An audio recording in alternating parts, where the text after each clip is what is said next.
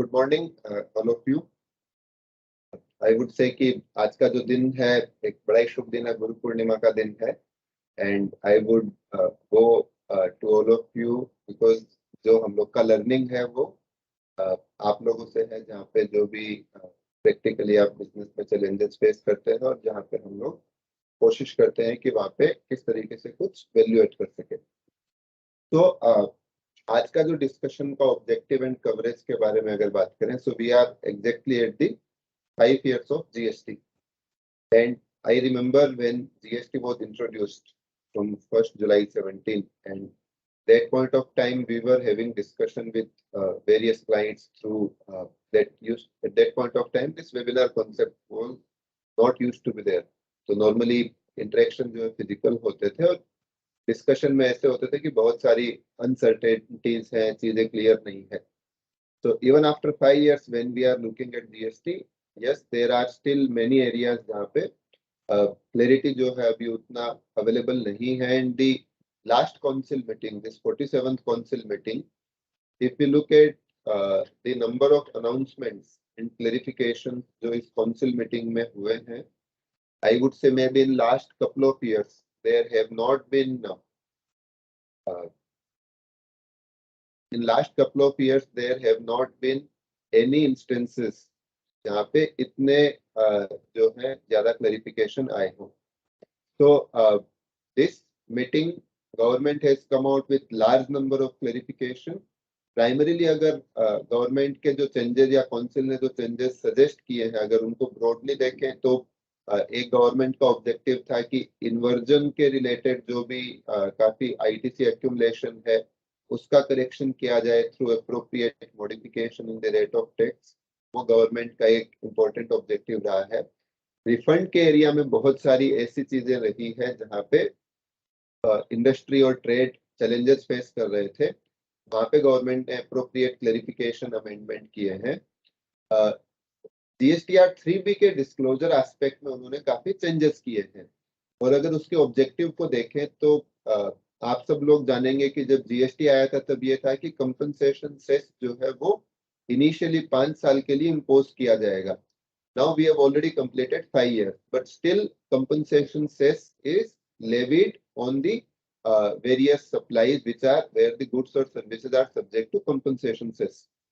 But एक important aspect इस compensation cess में समझने का अपने लिए जरूरी है क्योंकि उस चीज का इम्पैक्ट अपने काफी कुछ एक्शंस पे भी आने वाला है।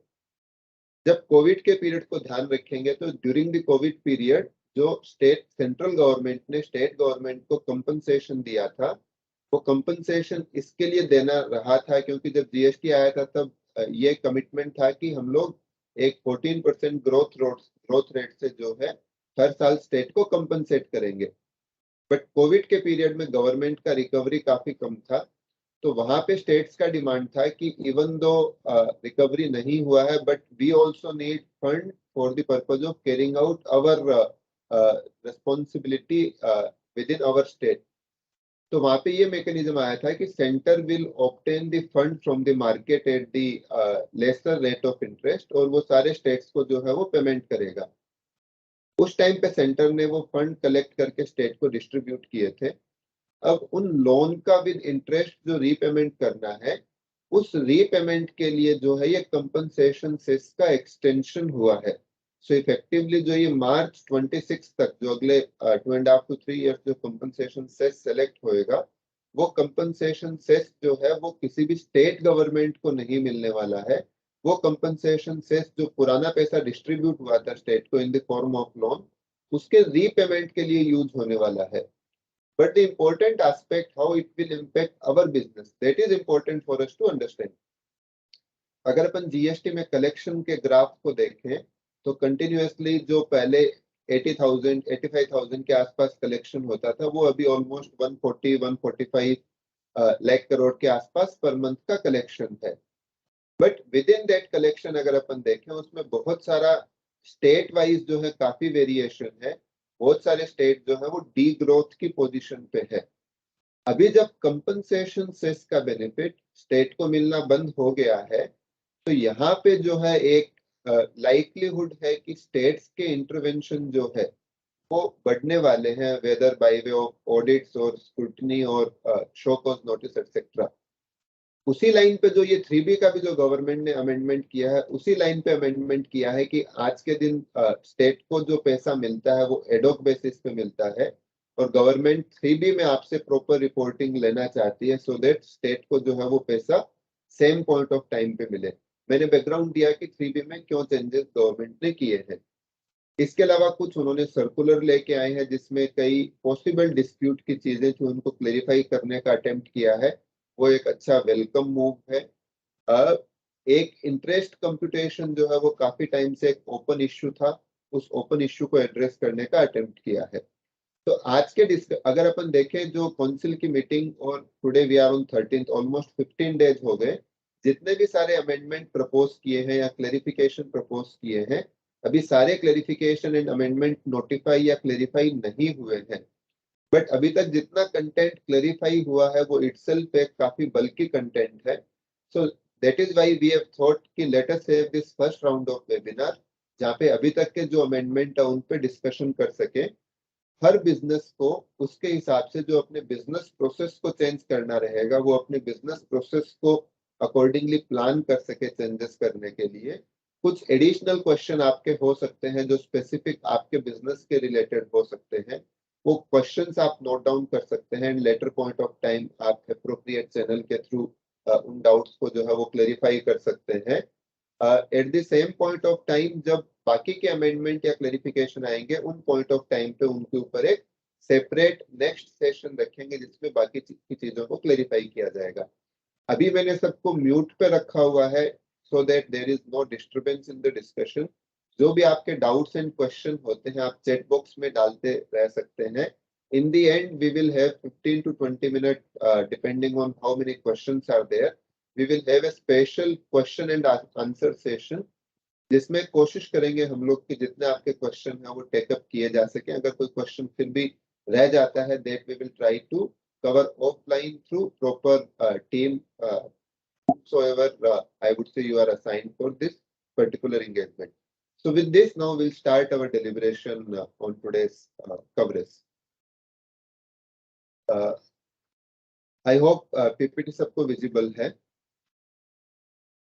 तो सबसे पहले अगर मैं कवरेज की बात करूं तो कवरेज जो है इंटरेस्ट पेमेंट का जो क्लेरिफिकेशन उसके ऊपर एक बार थोड़ा सा डिस्कशन करेंगे।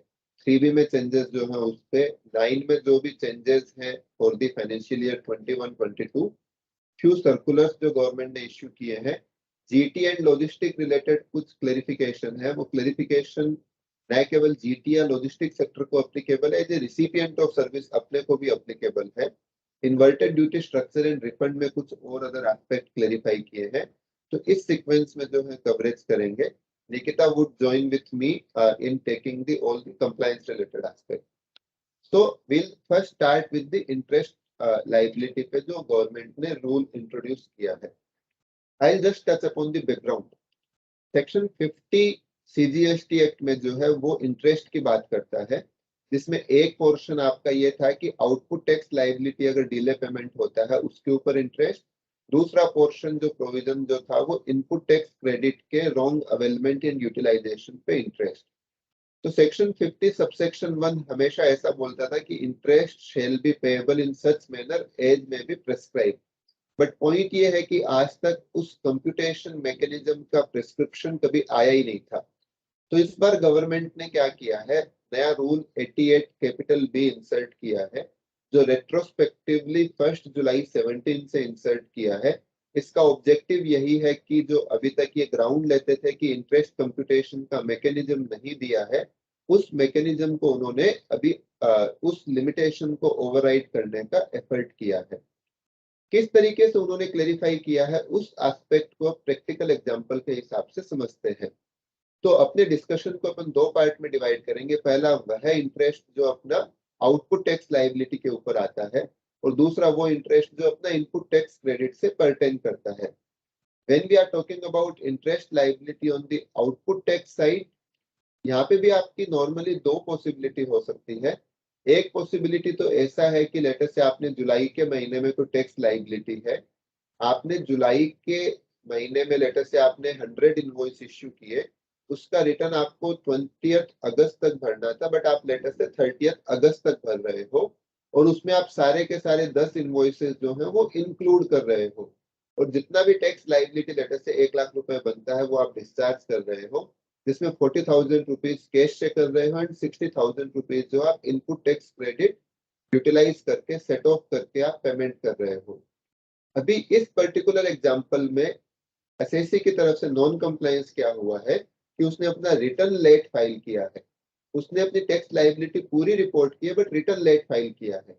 ऐसे केसेस में क्या क्लैरिफाई किया है, बिकॉज आपने केवल रिटर्न लेट भरा है बट आपने सारे के सारे ट्रांजेक्शन उसमें डिस्क्लोज किए हैं, ऐसे केस में इंटरेस्ट लायबिलिटी जो आएगी वो 18% पे केवल कैश पोर्शन पे लायबिलिटी आएगी, जो इस केस में 40,000 रुपीज है।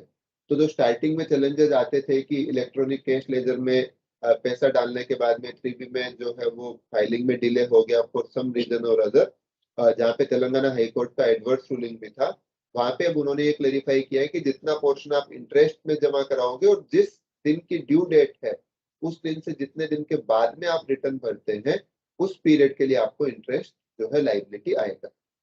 ये पहला सिनेरियो होता है। दूसरा सिनेरियो जो आज के दिन में काफी रेलेवेंट हो रहा है वो क्या है, डिपार्टमेंट ने लेटर से आपको ASMT 10 इश्यू किया, या हो सकता ASMT 10 में बोला कि आपके 1-3B में डिफरेंसेस हैं, या हो सकता है ADT 02 जो ऑडिट के बाद में उन्होंने कुछ ऑडिट ऑब्जेक्शन रेज किए, या हो सकता है कि DRC 01A में प्री शो कॉज नोटिस का नोटिस है, या DRC 01 जहाँ पे शो कॉज नोटिस आया। इन सारे केसेस में लेटर से अभी आपके ऊपर जो है कोई एडिशनल टैक्स लायबिलिटी निकल के आता है जो मंथली GSTR 3B में डिस्चार्ज नहीं हुआ था। नाउ बिकॉज वो मंथली GSTR 3B में डिस्चार्ज नहीं हुआ था, तो जो अपना फर्स्ट सिनेरियो जो है उस सिनेरियो में वो ट्रांजैक्शन नहीं कवर हो पाएगा। अभी यहाँ पे जो सबसेक्शन 50 सबसेक्शन 1 में प्रोवाइजो है, वो प्रोवाइजो ऐसा बोलता है कि अगर आप कोई भी टैक्स पेमेंट जो है वो अगर आप 73-74 की प्रोसीडिंग स्टार्ट होने के बाद में करते हैं, या रिटर्न जो आप 73-74 की प्रोसीडिंग के बाद में अगर आप रिटर्न फाइल करते हैं तो आपको ऊपर वाले केस में बेनिफिट नहीं मिलेगा। तो लेटेस्ट है यहाँ पे एक सिचुएशन ये आता है कि अपन रिटर्न जो है डिपार्टमेंट की 73-74 की प्रोसीडिंग के बाद में स्टार्ट करते हैं। ऐसे केस में बिकॉज प्रोसीडिंग के बाद में रिटर्न स्टार्ट किया है वो टैक्स लायबिलिटी ग्रोस पे आएगा। दूसरा केस ये हो सकता है कि रिटर्न पहले ही भरा हुआ है बट कुछ ट्रांजैक्शन ऐसा है जो उस पर्टिकुलर मंथ की रिपोर्टिंग में रह गया, जो ASMT 10 में लेटर से डिटेक्ट हुआ। ASMT 10 जो आपको सेक्शन 61 में इश्यू होता है, ADT 02 जो आपका सेक्शन 65 में इश्यू होता है, 73-74 की प्रीकर्सर प्रोसीडिंग हो गया। तो ऐसे केसेस में जब अपन टैक्स लायबिलिटी जमा करा रहे हैं वो केसेस जो है वो फर्स्ट वाले केस में कवर नहीं हो पाते हैं, क्योंकि जो 88B रूल जो है उसमें जो सब रूल 2 है, उस सब रूल 2 में उन्होंने ऐसा बोला है कि अगर आपका केस फर्स्ट केस में कवर नहीं होता है, मतलब केवल रिटर्न फाइलिंग का डिलेड है, उस केस के अलावा बाकी कोई भी केस में अगर आपके आउटपुट टैक्स लायबिलिटी आती है तो वहां पे जो इंटरेस्ट लायबिलिटी है वो आपको ग्रोस पे देना रहेगा। तो इफेक्टिवली जो भी लायबिलिटी बाद में डिटेक्ट होती है जिसके ऊपर इंटरेस्ट लायबिलिटी देना पड़ता है, मैं आउटपुट टैक्स लायबिलिटी की बात कर रहा हूँ, अभी इनपुट की बात नहीं कर रहा हूँ, उन केसेस में इंटरेस्ट जो है वो आपके ग्रोस पे आने वाला है। ऐसे ही मान लो कोई DRC 03 से पेमेंट कर रहे हैं, तो DRC 03 में अगर जो आउटपुट टैक्स लायबिलिटी का अगर अपन पेमेंट कर रहे हैं वहां पे भी सिमिलर सिनेरियो आएंगे। तो जहां पे भी आउटपुट टैक्स लायबिलिटी आपके रिटर्न के पीरियड के बियॉन्ड किसी अगर मंथ में पेमेंट होता है तो वहां पे जो ये इंटरप्रिटेशन निकल के आ रहा है ये एक इंटरप्रिटेशन जो है सर्टेनली एक चैलेंजिंग इंटरप्रिटेशन है। ये जो एग्जांपल है ये एग्जांपल भी मैंने कवर किया है कि जहाँ पे लेटेस्ट से जुलाई के महीने में 1 लाख की लायबिलिटी थी, अपन ने उसमें 90,000 डिस्चार्ज किया, 10,000 की लायबिलिटी अपन लेटेस्ट से फ्यूचर के किसी मंथ में पेमेंट किया। इवन दो फ्यूचर के मंथ में पेमेंट किया वहां पे क्रेडिट लेजर में बैलेंस मेंटेन था, बट फिर भी वो जो 10,000 के ऊपर जो है वो ग्रोस लायबिलिटी आएगी, बिकॉज ग्रोस लायबिलिटी पे इंटरेस्ट आएगा, बिकॉज यहाँ पे आपने उस ट्रांजेक्शन को बिलेटेड रिपोर्ट किया है। तो इम्पोर्टेंट चीज क्या आता है कि जो भी अपने ट्रांजैक्शन जहां पे लायबिलिटी है we need to make sure कि these are reported in the same month, because delayed reporting के केस में फिर इनपुट टैक्स क्रेडिट होते हुए भी उसका बेनिफिट अपने को नहीं मिल पाता है। तो अभी ये क्वेश्चन जो एक हमेशा से ओपन रहता है कि कैश लेजर में अगर डिपॉजिट करवा दिया बट रिटर्न फाइल नहीं हुआ विद इन टाइम, तो ऐसे केस में इंटरेस्ट आएगा क्या? तो जो रूल 88B का सब रूल 2 देखे, क्लोज सब रूल 1 का क्लोज बी देखें तो उसके हिसाब से देखते हैं तो वहां पे उसको वो रेसिड्यूअरी टाइप से कवर करता है। मतलब other than 3B delayed filing के अलावा और कोई भी केसेस जो है वहां पे इंटरेस्ट आपका 3B की ड्यू डेट से आएगा। तो आपने लेटर से कैश लेजर में डाला बट रिटर्न आपने अगर 5 दिन लेट भरा है तो सर्टेनली उसके ऊपर भी आपके ऊपर इंटरेस्ट लाइबिलिटी आएगा। कैश लेजर में डालने से जो है वो लाइबिलिटी से, इंटरेस्ट की लाइबिलिटी से नहीं बच सकते। सिमिलरली अगर कोई टैक्स 3B के अलावा पेमेंट किया जिसका अपने प्रीवियस स्लाइड में डिस्कशन किया, ये इंटरेस्ट की बात थी आउटपुट टैक्स लाइबिलिटी पे। अभी आते हैं इंटरेस्ट जो है वो इनपुट टैक्स क्रेडिट पे। तो जो सेक्शन 50 सबसेक्शन 3 जो है, जो इस काउंसिल की मीटिंग में एक रिकमेंडेशन भी था कि जो लास्ट फाइनेंस एक्ट में गवर्नमेंट ने उसको जो है वो प्रपोज किया बट अभी तक उसको नोटिफाई नहीं किया। अभी एक रिकमेंडेशन है कि उसको फटाफट नोटिफाई किया जाए इफेक्टिव फ्रॉम 1 जुलाई 17, बिकॉज अभी भी ऐसा देखा जा रहा है कि फील्ड में बहुत सी बार जो डिपार्टमेंट है उसको नए प्रोविजन को एक्सेप्ट नहीं कर रहा। नया प्रोविजन क्या है? अगर आप इनपुट टैक्स क्रेडिट अवेल करते हैं एंड आप उसको यूटिलाइज करते हैं तो यूटिलाइजेशन के बाद में ही आपके ऊपर इंटरेस्ट लगेगा। अगर आप यूटिलाइजेशन नहीं करते हैं तो उसके ऊपर इंटरेस्ट लाइबिलिटी नहीं आएगी। और इंटरेस्ट की रेट सर्टेनली उन्होंने जो है वो क्लेरिफाई कर अमेंड कर दिया था 24 से 18%। अब यहाँ पे 2-3 क्वेश्चन आते हैं। सबसे पहला क्वेश्चन ये कि ITC availed and utilise, utilisation का मीनिंग क्या है? तो लेटेस्ट से मैंने फर्स्ट महीने में 1 लाख रुपए का आईजीएसटी क्रेडिट अवेल किया एंड 50,000 सी और एस का अवेल किया। अब ऐसा निकल के आता है सी और एस का जो अवेल किया उसमें 20,000 रुपीज मेरा जो है वो गलत अवेल किया। अगर मैं वो 20,000 रुपीज का सी और एस में हमेशा बैलेंस रखता हूं तो वो ये माना जाएगा कि मैंने क्रेडिट यूटिलाइज नहीं किया है। मैं सेनवेट क्रेडिट रिजीम में जाता हूं जो अपने प्री जीएसटी रिजीम में होता था। वहां पे कोई ऐसा पहले प्रोविजन नहीं था कि यूटिलाइजेशन कैसे कंप्यूट करेंगे। फिर एक 15-16 फाइनेंशियल ईयर में उन्होंने फीफो मैकेनिज्म बताया जिसको नेक्स्ट ईयर में उन्होंने वापस विड्रॉ कर लिया था। तो यहाँ पे इफेक्टिवली जो जीएसटी में अभी उन्होंने यूटिलाइजेशन की बात बोली है तो उन्होंने ऐसा बोला है कि कोई भी दिन अगर आपका इलेक्ट्रॉनिक क्रेडिट लेजर में जो बैलेंस जो है वो रॉन्ग आईटीसी अवेल्ड से कम हो जाता है, मतलब 20-20 हजार अगर मैंने सी और एस का गलत इनपुट लिया था तो अगर वो 20,000 से कम कोई भी दिन चला जाता है तो ये माना जाएगा कि उस दिन आपने टू द एक्सटेंट ये बैलेंस आपका 20,000 से कम हो गया है उतना आपने क्रेडिट यूटिलाइज कर लिया है। जितना भी आपने यूटिलाइज कर लिया है उसके ऊपर जो है इंटरेस्ट लाइबिलिटी आएगी।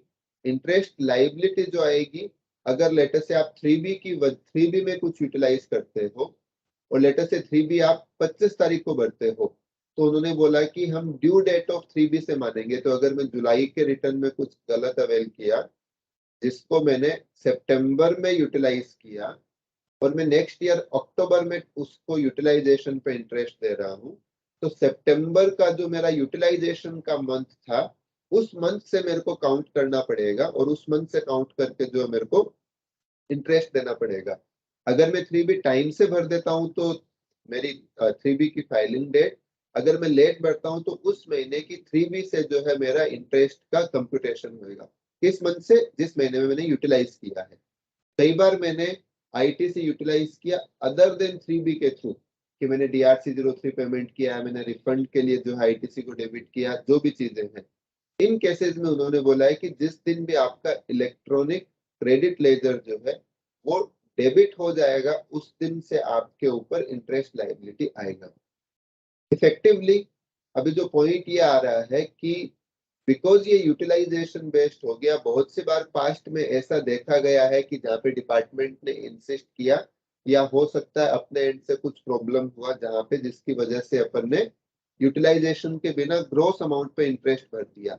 नाउ बिकॉज ये एक रेट्रोस्पेक्टिव अमेंडमेंट है, अगर पास्ट में किसी ने ज्यादा इंटरेस्ट भरा है तो भी अपने पास रूट अवेलेबल है कि आप उसका जो है वो रिफंड क्लेम फाइल कर सकते हैं। At the same point of time एक दूसरा क्वेश्चन भी जो आया था वो आया था लेटेस्ट से, मेरा एक पर्टिकुलर महीने में आईटीसी का बैलेंस कम हो गया, बट नेक्स्ट मंथ में मैंने वापस उस बैलेंस को रीस्टोर कर लिया। जब मैंने रीस्टोर कर लिया, ऐसे केस में रीस्टोरेशन के बाद क्या मतलब जो मेरा शॉर्टफॉल लेटर से 1 महीने के लिए रहा, तो मैंने जुलाई में गलत इनपुट लिया, सितंबर में उसको जो है वो मैंने रिवर्स किया, और आई वुड से फिर मैंने वापस जो मेरा बैलेंस कम आया, अक्टूबर में मैंने कुछ फ्रेश इनपुट लिया जिसकी वजह से अगेन मेरा बैलेंस बढ़ गया। तो क्वेश्चन ये है कि जो अक्टूबर में मैंने फ्रेश बैलेंस आईटीसी लिया जिसकी वजह से मेरा आईटीसी का बैलेंस बढ़ गया, उसका क्या ट्रीटमेंट होएगा? तो उनका जो इंटरप्रिटेशन निकलता है ये निकलता है कि एक बार आपका बैलेंस जो है इन एलिजिबल आईटीसी से कम चला गया, उस दिन से आपके इंटरेस्ट लायबिलिटी रेक्टिफाई हो जाएगी। फ्यूचर में वो बैलेंस बढ़ता भी है तो उसका कोई रेलेवेंस नहीं। तो ये कुछ एस्पेक्ट है जो अपने को इंटरेस्ट के पर्सपेक्टिव से ध्यान रखने की जरूरत है। आगे के पार्ट के डेलिब्रेशन के लिए मैं निकिता को हैंड ओवर करूंगा, जिसमें निकिता जीएसटीआर 3B में जो चेंजेस हैं, जो 9 में चेंजेस है, उनको टच बेस करेंगे। यस सीधा हम लोग 3B के चेंजेस एक बार देखना शुरू करते हैं। अभी 3B के फॉर्म में इन्होंने इनपुट टैक्स क्रेडिट में डिस्क्लोजर के लिए 2 टाइप के चेंजेस किए। एक तो इन्होंने जीएसटीआर 3B के फॉर्म में इनहेरेंट चेंजेस किए, जो भी आप यहाँ पे देख सकते हैं। सेकंड, इन्होंने एक सर्कुलर दिया है क्लैरिफाई करते हुए कि क्या क्या चेंजेस और अब से आपको क्या डिस्क्लोजर मेथोडोलॉजी रखनी है। अभी तक प्रॉब्लम ये आ रहा था, बेसिकली ये आ रहा था कि 2B इंट्रोड्यूस हुआ, सबको अपने अपने तरीके से कोई ग्रॉस में इनपुट लेता है, कोई नेट में इनपुट लेता है, कोई रिवर्सल नहीं दिखाता है, कोई 17.5 का डिस्क्लोजर नहीं करता है। तो अक्रॉस इंडिया काफी डिफरेंट प्रैक्टिसेस चल रही थी। उन केसेस में इवन गवर्नमेंट को क्लियर नहीं था कि कौन किस टाइप से डिस्क्लोजर कर रहा है। प्लस सेटलमेंट ऑफ फंड्स जो सेंट्रल और स्टेट का जिसपे आशीष सर ने शुरू में बैकग्राउंड दिया था, वो एक चैलेंज हो रहा था। तो in order to remove all those challenges, इन्होंने एक डिटेल्ड सर्कुलर निकाला जिसमें इन्होंने हर एक टेबल पर टच बेस किया कि आपको किस किस टाइप के रिपोर्टिंग कहाँ कहाँ पे करनी है। मैं ऐसे बोलूंगी कि प्रेजेंट रिपोर्टिंग से काफी डिफरेंसेस आए हैं, और कहीं ना कहीं अपने को बुक्स से जो डेटा मैच करना है वो थोड़ा सा कॉम्प्लिकेटेड हो सकता है। But let us look at the form first कि इन्होंने चेंजेस क्या क्या दिए। तो मैंने यहाँ पे नॉर्मली एक बार लिखा हुआ है कि पहले मेरा जीएसटीआर 3B का फॉर्म इनपुट साइड पे कैसे चलता था और अभी मेरा इनपुट साइड पे फॉर्म कैसे चल रहा है। इन्होंने कोई भी टेबल का एडिशन डिलीशन कुछ नहीं किया, इन्होंने एग्जिस्टिंग टेबल्स को ही चेंज किया। तो जैसे मैं टेबल 4A देखती हूँ, यहाँ पे मेरा ITC available whether and pardon full पहले जैसा ही है। सेम मेरे पर्टिकुलर्स हैं, import of good, import of service, उसी टाइप से, और सेम अभी भी मेरे को उन्हीं की रिपोर्टिंग करनी है। इन्होंने सर्कुलर में क्लैरिफाई किया है कि रिपोर्टिंग आपको थोड़ी चेंज करनी है, बट फॉर्म में ऐसा कोई चेंज इन्होंने नहीं किया। इसके बाद में इन्होंने आईटीसी रिवर्स्ड की टेबल्स थोड़ी सी चेंज करी। तो पहले अपना आईटीसी रिवर्सल में वो रिवर्सल्स जाते थे रूल 42 और 43 के, जो मेरे कॉमन इनपुट के होते थे, और अदर्स कोई भी रिवर्सल, फॉर एग्जांपल मेरा 180 डे का रिवर्सल भी हो रहा है, या मैंने कोई इनएलिजिबल क्रेडिट लिया उसका रिवर्सल है, या 17.5 का मैंने गलत कुछ ले लिया, सो ऑन, मेरे इनएलिजिबल आईटीसी यहाँ पे रिवर्स होते थे। Now they have changed that, और इन्होंने चेंज करके इसको 2 पार्ट्स में ऐसे डिवाइड किया है कि रूल 42, 43 के रिवर्सल के साथ में आपको कोई भी रिवर्सल अंडर 17.5 एंड रूल 38, 17.5 आपके सारे ब्लॉक्ड क्रेडिट्स होते हैं, रूल 38 आपका बैंकिंग और फाइनेंशियल इंस्टीट्यूट्स के लिए रेलेवेंट होता है। तो कोई भी रिवर्सल जो मेरा 42, 43 यानी कॉमन आईटीसी, 17.5 ब्लॉक्ड आईटीसी और बैंकिंग फाइनेंशियल इंस्टीट्यूट्स के रिवर्सल है, वो मेरे को यहाँ पे दिखाना है। सर्कुलर में एक बहुत ही अच्छा टर्म यूज किया हुआ है, अच्छा या बुरा जो भी है, परमानेंट रिवर्सल।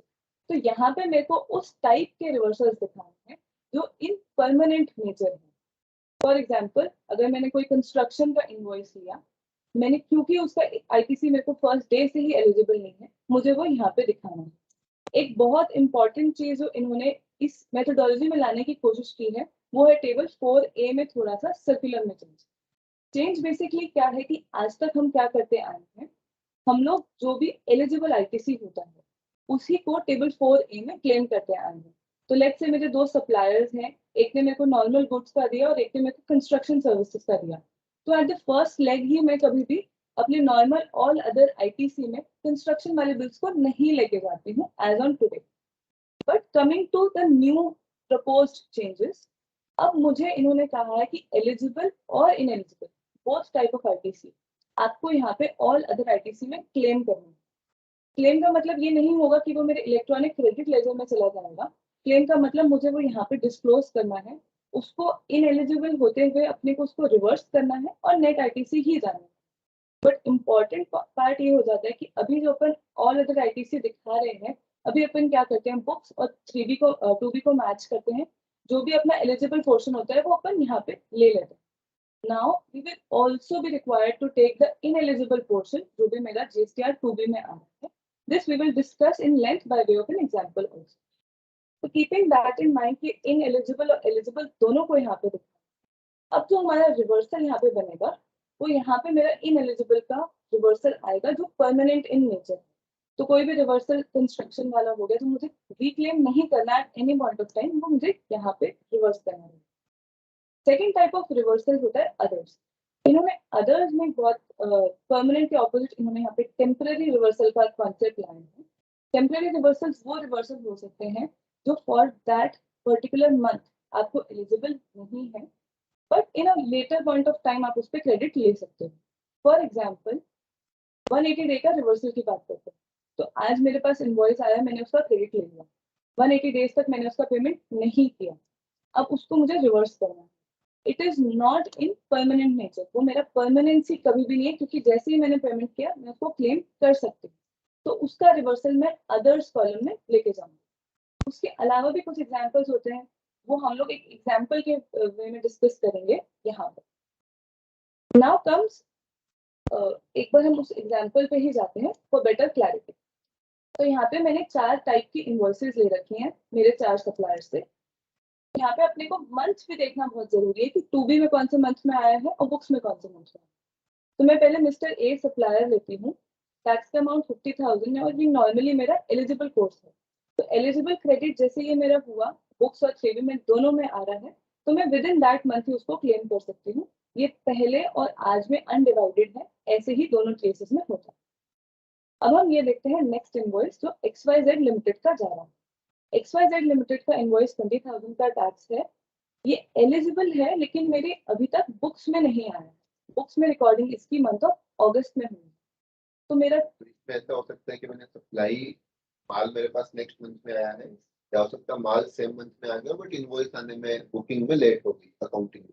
करेक्ट, दोनों केसेस हो सकते हैं, या तो आपके क्यूसी में है, माल आ चुका है लेकिन अकाउंटिंग नहीं हुई, या फिर आपके पास गुड्स रिसीव नहीं हुआ और इनवॉइस भी रिसीव नहीं हुई। जुलाई के मंथ में ये GSTR 2B में चला गया। अब एक बार फ्लो समझते हैं कि ये अपना GSTR 3B में ऑटो पॉपुलेटेड में कैसे जाएगा। तो सिंस ये अमाउंट मेरे 2B में in the month of July आ रहा है, ऑटोमेटिकली ये auto populated amount all other ITC के उसमें इंक्लूडेड होगा।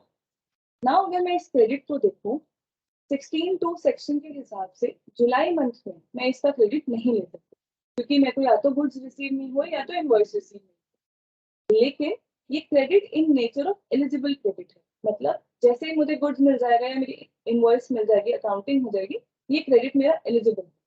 तो दिस क्रेडिट आज तक हम क्या करते हैं, हम इसको कहीं पे भी इन्वॉल्व ऑल अदर आईटीसी में नहीं लेके गए, बट अब इसको अपने को ऑल अदर आईटीसी में लेके जाना पड़ेगा। ये क्रेडिट एलिजिबल नहीं है तो अपने को उसका रिवर्सल भी करना है, but for the purpose of table 4 ITC available ये अमाउंट यहाँ पे अपने को इंक्लूड करना पड़ेगा। तो यहाँ पे एक्सप्लेन करूँ कि पहले मंथ में किसमें आएगा फिर रिवर्सल। तो इसी इनवॉइस को लेके चलते हैं, जहाँ पे मेरा इनवॉइस 2B में जुलाई के मंथ में आ रहा है और अगस्त में मेरी बुकिंग हुई है गुड्स मिला। तो इन दैट केस मेरा सबसे पहले, क्योंकि ये 2B में आ रहा है, ये मेरा ऑल अदर आईटीसी में रिफ्लेक्ट मुझे करना पड़ेगा इन द मंथ ऑफ जुलाई, क्योंकि ये रिवर्सल करना है और ये reversal in the nature temporary reversal है। तो कहीं ना कहीं मेरे को इसको अदर्स में जाके जुलाई के मंथ में रिवर्स करना पड़ेगा।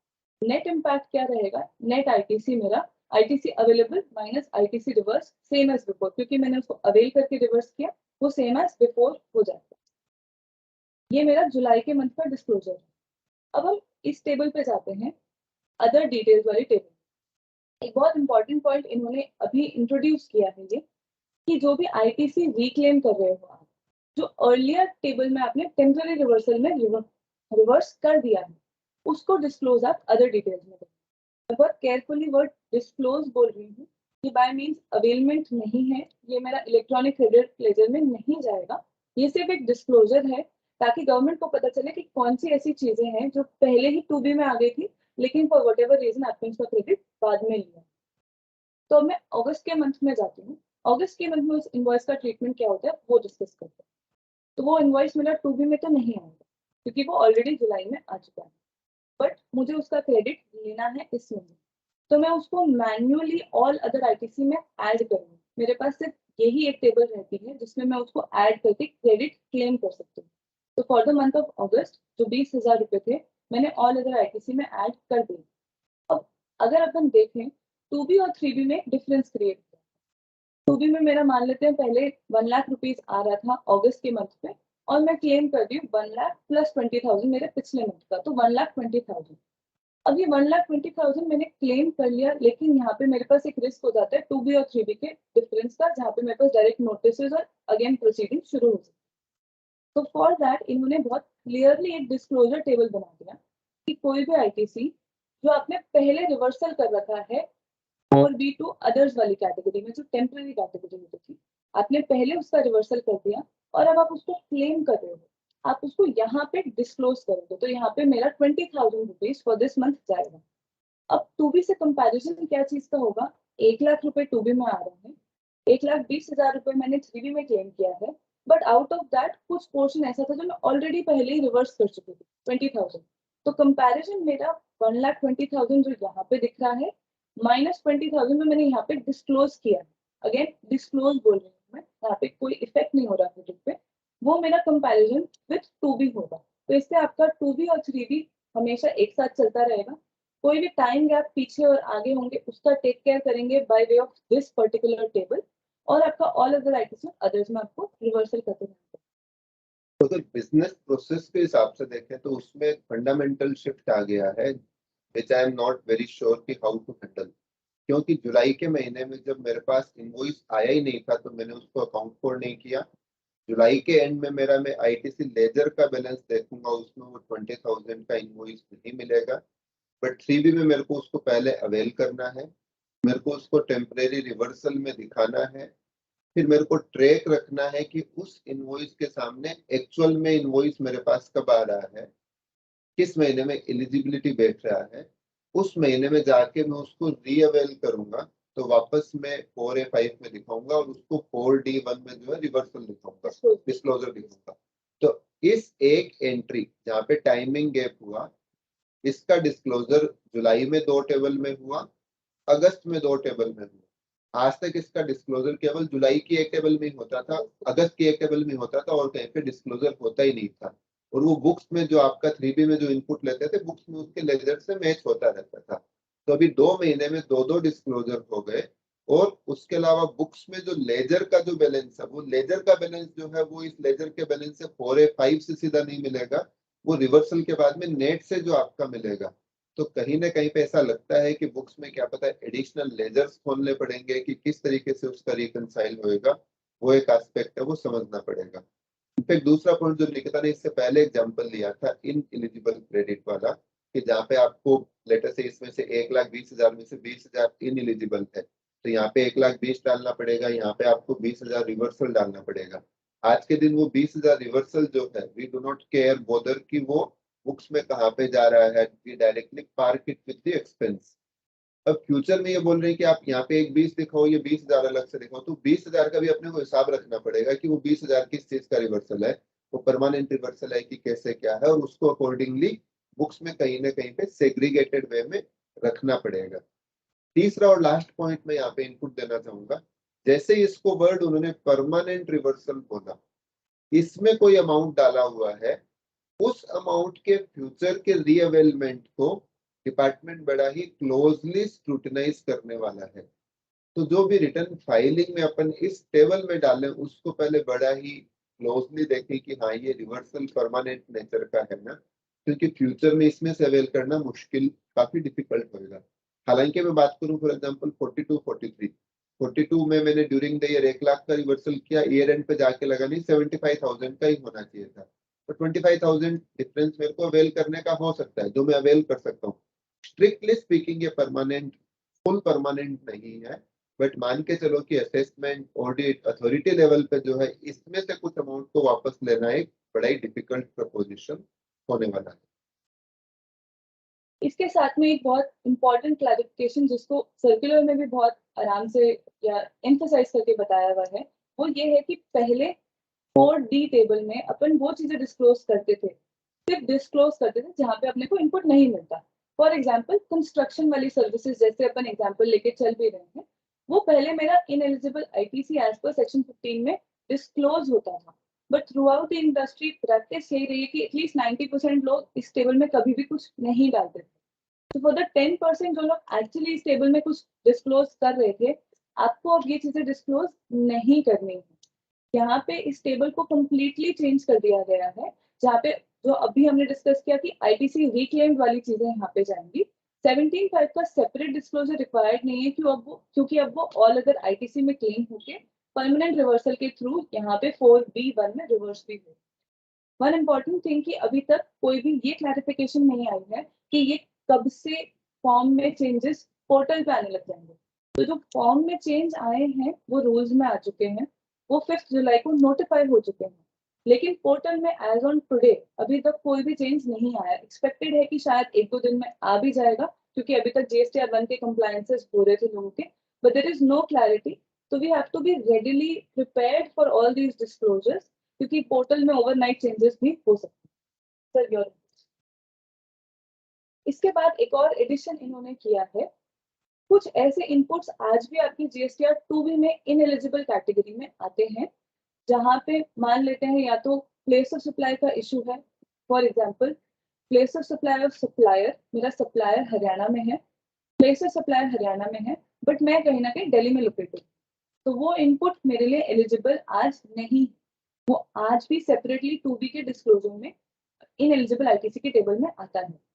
सेकेंड तरीके होते हैं जहाँ पे मेरी 16/4 की टाइमलाइन निकल गई, मतलब सितंबर की ड्यू डेट चली गई और वेंडर ने अब कोई इनवॉइस डाला है, तो ऑल दोस आईटीसी जो इनएलिजिबल हैं और जो अभी भी अपने 2B में दिख रहे हैं, वो अब अपने को यहाँ पे इनएलिजिबल में डिस्क्लोज करने रहेंगे। इसका अगेन पॉइंट ये है कि सेटलमेंट ऑफ फंड्स जो स्टेट और सेंटर के बीच में होना है, उसके लिए डिस्क्लोजर इंपॉर्टेंट है कि टैक्स पेयर खुद ही डिस्क्लोज कर रहा है अब यहाँ पे कि मेरे को इनपुट नहीं लेना। सर एक पॉइंट पे आप भी अपने इनपुट्स लीजिएगा कि 16/4 की जो कंडीशंस होती हैं वो ड्यू डेट GSTR 1 से होती है, वो एक जो प्रॉब्लम चल रहा है 2B में, तो वो इनएलिजिबल कैटेगरी में आ जाता है, उसको कैसे हम यहाँ पे टेक केयर करते हैं। देखो ऐसा है कि जो नया प्रोविजन जो है जनवरी ऑनवर्ड, जिसमें 16(2)AA इंट्रोड्यूस किया है, वहां पे उन्होंने ऐसा बोला है कि आप इनपुट तब ले सकते हो जब आपके 2B में आता है, तो आप इनपुट तभी ले पाओगे जब आपके 2B में आ रहा है। At the same point of time अगर सेक्शन 37 में जाके देखें, वो ये बोलते हैं कि सितंबर के बाद में जो है कोई भी सप्लायर जो है अपने रिटर्न्स का करेक्शन, अमेंडमेंट, रेक्टिफिकेशन ये सब वो सब नहीं करेगा। तो इफेक्टिवली जब मैंने इनपुट टैक्स क्रेडिट लेटेस्ट से अगर मैं सितंबर से पहले ले लेता हूँ, जो मेरे 2B में नहीं आया, और लेटेस्ट से 2B में सितंबर के बाद में आ रहा है, तो मैं केवल इतना बोल सकता हूँ उस केस में कि मेरा प्री मेच्योर अवेलमेंट है, अप टू दैट एक्सटेंट मेरे पे इंटरेस्ट चार्ज कर लीजिए। बट वो ये बोलना गलत रहेगा कि मैंने सितंबर से पहले ले लिया इसके लिए और मेरे 2B में बाद में आ रहा है इसके लिए मेरा इनएलिजिबल है। ऐसा कोई लीगल पोजीशन लॉ में नहीं आ रहा है। बट हाँ, अगर मैं सितंबर तक नहीं लेता हूँ, ऑब्वियसली मेरा टाइम बार हो जाता है। सो इन माई व्यू ऐसे केसेस जिसमें सप्लायर सितंबर तक रिटर्न अपलोड नहीं करता है, आप कोशिश करके सितंबर तक उसका इनपुट ले लीजिए। बाद में अगर वो सितंबर के बाद में अगर करता है, यहाँ पे इनएलिजिबल आईटीसी में उसको दिखाना है कि नहीं दिखाना, इन्होंने डिस्क्लोजर के लिए बोला है, but legally I am of the view कि वो मेरा एलिजिबल क्रेडिट है, एट द मोस्ट उस पे इंटरेस्ट लायबिलिटी में रहेगा। In my view that is not required to be disclosed in this part of the table. तो मोस्ट लाइकली ये टेबल भी ऑटो पॉपुलेटेड होगा, तो अपने को बहुत केयरफुल रहना है कि ये टेबल की डिटेल्स हम ढंग से दें, सीधा सीधा ऑटो पॉपुलेटेड को एक्सेप्ट नहीं करें, क्योंकि एक बार अगर आपने यहाँ पे एक्सेप्ट कर लिया कि ये वो इनएलिजिबल आईटीसी है, तो फिर आपको सेम चैलेंजेस जो यहाँ पे रिवर्सल के आपने परमानेंट रिवर्सल वाले में देखे थे कि सिंस यू हैव एक्सेप्टेड कि वो परमानेंट है या वो इनएलिजिबल है, आपके लिए उसका स्टैंड चेंज करना वापस थोड़ा सा डिफिकल्ट होगा। At the same point of time जो पीओएस प्रोविजन के हिसाब से इनएलिजिबल आ रहा है, अपने को एक ये भी देखने की जरूरत है कि ऐसा तो नहीं है ना कि वो सही पीओएस है बट वेंडर की रिपोर्टिंग गलत है, वेंडर ने गलत रिपोर्ट कर दिया, तो वो एक अपने टू बी के रिकंसिलिएशन के चेक्स एंड बैलेंस में होना चाहिए। आज तक सर ये सब चीजें अपन नहीं ध्यान देते थे, बट अब इस इनफैक्ट इनएलिजिबल में जो आ रहा है उसका भी अपने को ध्यान थोड़ा अच्छे से देना रहेगा। सर्कुलर में कहीं पे भी कोई वो क्लैरिटी नहीं है कि क्रेडिट नोट का डिस्क्लोजर आपको कैसे करना है, बट क्रेडिट नोट्स के लिए पहले एक सर्कुलर आया जिसमें उन्होंने अदर्स बोला है, और कहीं ना कहीं वो भी अपने को अदर्स में ही लेके जाना पड़ेगा, तो वो मेरा परमानेंट रिवर्सल है, लेकिन वो कैटेगरी ऑफ अदर्स में जाता है। यहाँ पे एक बात हो गया सर। तो मैं दो तीन प्रिंसिपल चीजें और लेना चाहूंगा 3B वाले में जो लाइकलीहुड है। एक, पहले मीडिया रिपोर्ट था कि 3B में अमेंडमेंट परमिट करने वाले हैं, अभी तक ऐसा कुछ प्रोविजन नोटिफाई नहीं हुआ है और काउंसिल की प्रेस रिलीज में भी नहीं आया था, तो अमेंडमेंट करने का प्रोविजन मेरे को नहीं दिख रहा कि कुछ है। दूसरा एक जो इम्पोर्टेंट आने वाला है वो ये है कि वो 3B में बड़े ही कॉम्प्रहेंसिव चेंज करने वाले हैं। अभी तो उन्होंने ये कॉस्मेटिक चेंजेस किए हैं और अपन जो चैलेंजेस देख रहे हैं वो कॉस्मेटिक चेंजेस के चैलेंजेस देख रहे हैं। गोइंग फॉरवर्ड फ्यूचर में वो एक डिटेल्ड चेंजेस करने वाले हैं फॉर्म में, और जो आज फॉर्म का साइज है वो फॉर्म आज के फॉर्म से almost may be 1.5 time to 2 time होने वाला है। उसमें जो रिपोर्टिंग है वो रिपोर्टिंग और भी काफी बढ़ने वाली है। तो जो सेंटर स्टेट का जो टसल जो है वो टसल कहीं ना कहीं पे कंप्लायंस कॉम्प्लेक्सिटी को बढ़ा रहा है। तीसरा और एक इम्पोर्टेंट एस्पेक्ट जो आएगा इन सब चीजों का, जीएसटीआर 990 पे इम्पैक्ट जो है वो एक काफी सिग्निफिकेंट इम्पैक्ट होने वाला है, क्योंकि अभी बुक्स में अकाउंटिंग के सिस्टम में समझना पड़ेगा क्या चेंजेस करने हैं। 3B जो स्टार्टिंग के 4 महीने की भरी जाएगी वो पुराने पैटर्न पे भरी जाएगी, बाकी के 8 महीने के नए पैटर्न पे भरी जाएगी। जीएसटीआर 9 की टेबल 6 और टेबल 8 में ऑटो पॉपुलेटेड जो होते हैं वो एक सर्टेन बेसिस पे होते हैं। टेबल 8 में रिवर्सल के इम्पैक्ट को कहीं पे वो कंसिडर करते नहीं है, और ASMT 10 जो आता है उसमें 8D में नेगेटिव आता है, उसके बेसिस पे सीधा डिपार्टमेंट 2B में एक्स्ट्रा 2B में कम इनपुट आ रहा है, आईटीसी रिवर्सल की डिमांड करता है। ये नए 3B के प्रपोज्ड फॉर्म के बाद में अगर कोरेस्पोंडिंग चेंजेस जीएसटीआर 9 में करते हैं then it is going to be good, but अगर वो 9 में कोरेस्पोंडिंग चेंजेस नहीं करते हैं तो जो 22-23 का जो जीएसटीआर 9 है that is going to be a very difficult exercise कि जहाँ पे ये सब चीजों को किस तरीके से कैसे दिखाना रहेगा, so that I do fully comply with the disclosure requirement. At the same point of time, I do protect myself against any adverse consequences during department procedure. इसके बाद में फॉर्म में थोड़े से और चेंजेस किए हैं आउटपुट साइड पे, बट वो स्पेसिफिक चेंजेस हैं, उसको हम ग्लॉस थ्रू करेंगे। ईसीओ, इलेक्ट्रॉनिक कॉमर्स ऑपरेटर, जहाँ पे ईसीओ की लायबिलिटी है टैक्स पे करने की, फॉर एग्जांपल रेस्टोरेंट सर्विसेज जहाँ पे जोमेटो स्विगी की आजकल लायबिलिटी हो चुकी है, उनके लिए कोई सेपरेट टेबल नहीं होता था डिस्क्लोज करने के। तो इंट्रोडक्शन ऑफ 3.1.1 टेबल ऐड किया है इन्होंने, जहाँ पे ये ईसीओ रिलेटेड डिस्क्लोजर्स करने रहेंगे। एक पार्ट इसका है जहाँ पे ईसीओ को बताना रहेगा कि मेरे थ्रू कौन से सप्लायर्स हैं जहाँ पे ईसीओ इज लायबल टू पे टैक्स। सेकंड, रिस्पेक्टिव सप्लायर्स को बताना रहेगा कि हमने कौन से सप्लायर्स ऐसे किए हैं जहाँ पे ईसीओ इज लायबल टू पे टैक्स। तो आज जो एक कॉम्प्लिकेटेड एग्जेम्प्ट में जा रहा है, कहीं और जा रहा है, इंडस्ट्री वाइड प्रैक्टिस थोड़ी सी इसमें कंफ्यूजन वाली थी, उसको इन्होंने यहाँ पे रिजॉर्ट किया। मैं स्लाइटली और क्लेरिफाई करना चाहूंगा, आज जब ई कॉमर्स प्लेटफॉर्म के थ्रू सेल या सर्विस देते हैं नॉर्मली दो मॉडल हो सकते हैं। फर्स्ट मॉडल तो ये कि मैं लेटेस्ट से फ्लिपकार्ट अमेजोन के थ्रू सेल कर रहा हूँ, बट टैक्स की लायबिलिटी जो मेरी है, बिकॉज वो मेरी लायबिलिटी है तो मेरे को मेरे रिटर्न में दिखाना है और ई कॉमर्स वाला जो है वो अपने रिटर्न में टीसीएस काट के उसका डिस्क्लोजर करता है। उस डिस्क्लोजर में कोई चेंज नहीं है। दूसरा, जहाँ पे मैं रेस्टोरेंट या ओला उबर या ये सब जो है जो 9(5) में आते हैं, जहाँ पे मेन सप्लायर की लाइबिलिटी नहीं है, लाइबिलिटी वो ई कॉमर्स ऑपरेटर की है टैक्स जमा कराने की, तो टीसीएस अप्लीकेबल नहीं है। उन इंस्टेंसेस के लिए ये अमेंडमेंट किया। इसके साथ में इन्होंने वापस से सर्कुलर के थ्रू टेबल 3.2 को एम्फोसिस दिया है।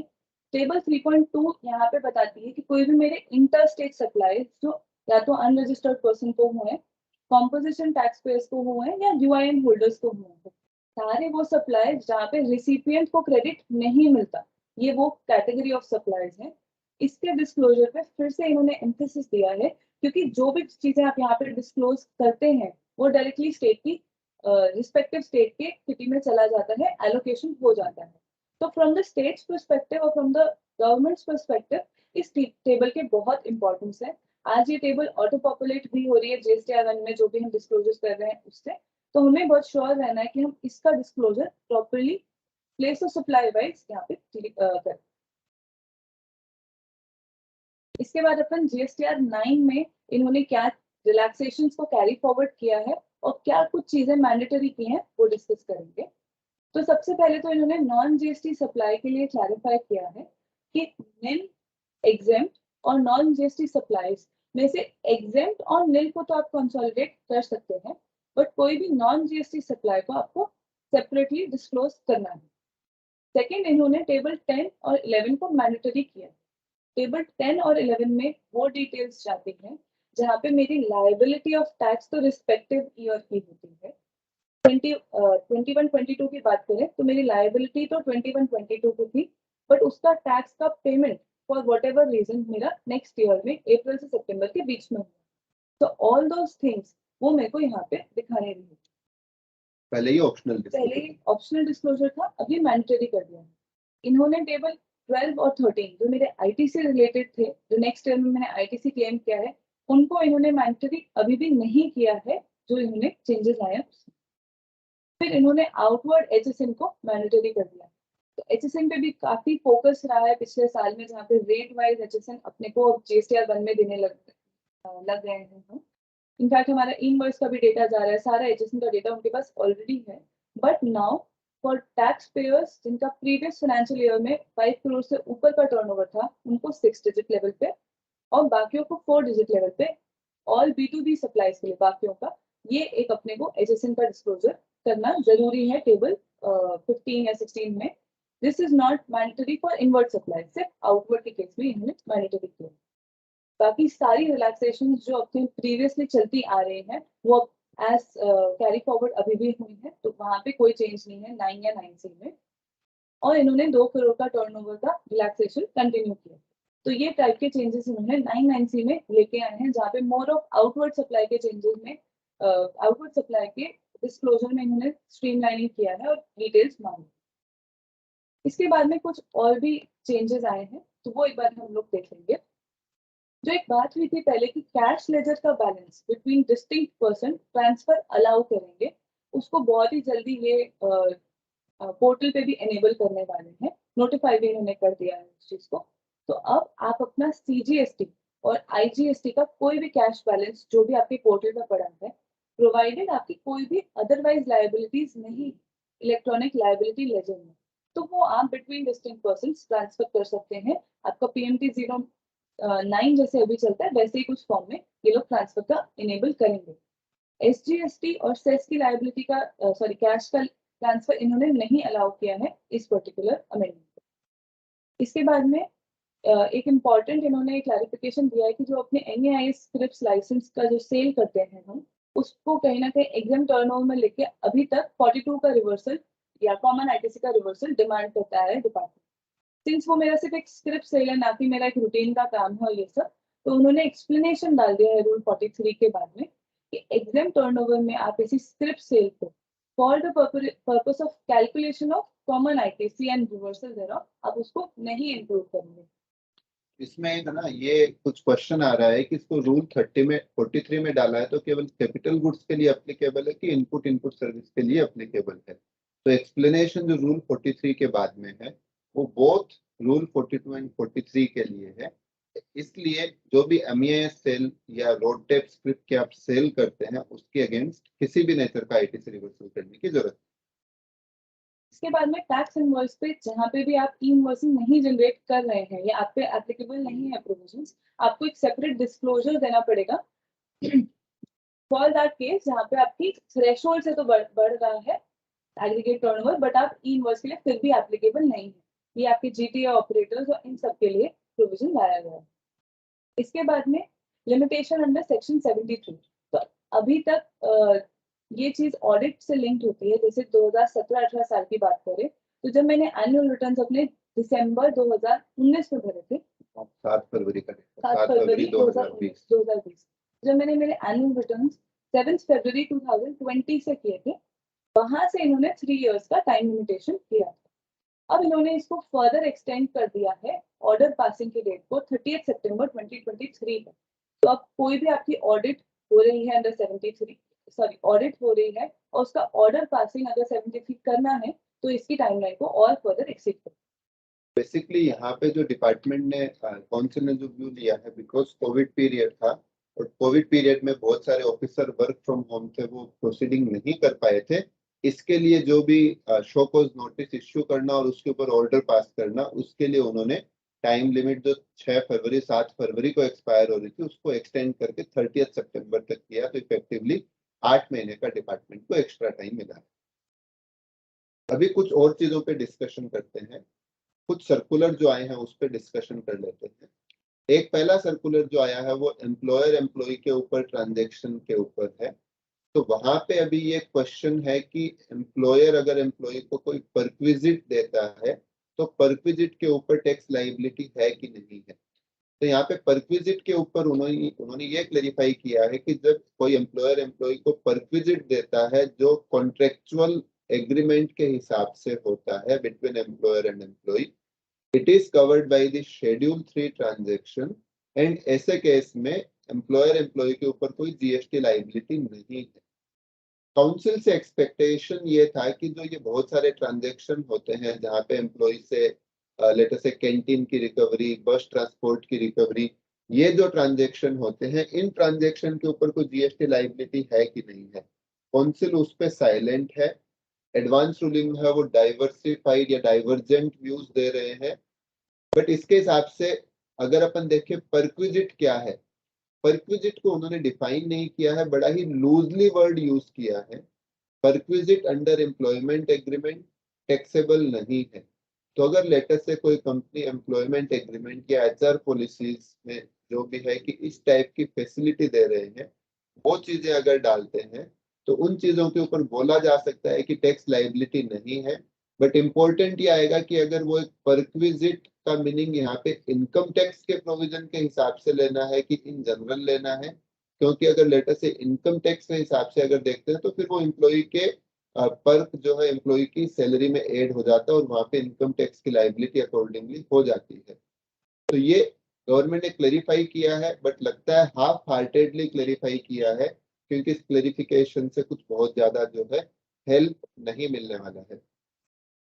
दूसरा क्लेरिफिकेशन जो उन्होंने 17.5 पे दिया है, यहाँ पे एक इंटरप्रिटेशनल इश्यू होता था कि एम्प्लॉय रिलेटेड सर्विसेज जो है वो कुछ सर्विसेज जैसे food and beverage, outdoor catering, health service, membership of club, insurance, rent a cab, ये जो सर्विसेज होती हैं, ये अगर किसी एम्प्लॉयर के ऊपर किसी एक्ट के अंदर लाइबिलिटी है under any other law for the time being in force, तो उनका इनपुट मिलता है कि नहीं मिलता। लॉ इसमें प्रोवाइजो यूज करता है, जो प्रोवाइजो प्लेसमेंट था उसका बड़ा कंफ्यूजिंग प्लेसमेंट था।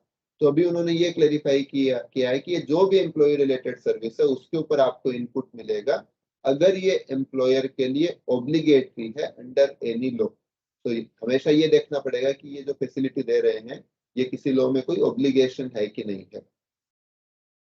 तीसरा एक उन्होंने क्लेरिफिकेशन दिया है। इस क्लेरिफिकेशन के अगर ऑब्जेक्टिव को देखें तो electronic credit ledger and electronic cash ledger में जो बैलेंसेस पड़े रहते हैं उनका किस तरीके से यूज कर सकते हैं, तो यहाँ पे इलेक्ट्रॉनिक क्रेडिट लेजर के बारे में इन्होंने बोला कि आप इसको यूज कर सकते हैं for payment of self assess tax in return, जो 3B में आप देते हैं, या डिपार्टमेंट कोई प्रोसीडिंग इनिशिएट करता है उसके एवज में जो है आप ECL को यूज कर सकते हो। ECL को कब यूज नहीं कर सकते? इंटरेस्ट, पेनल्टी, फी और एनी अदर अमाउंट पेएबल अगर आप उसमें यूज नहीं कर सकते। अगर इरोनियस रिफंड अगर सैंक्शन हो गया टैक्स पेयर को जिसका पेमेंट करना है वापस, तो उसके लिए जो है आप ECL को यूज नहीं कर सकते।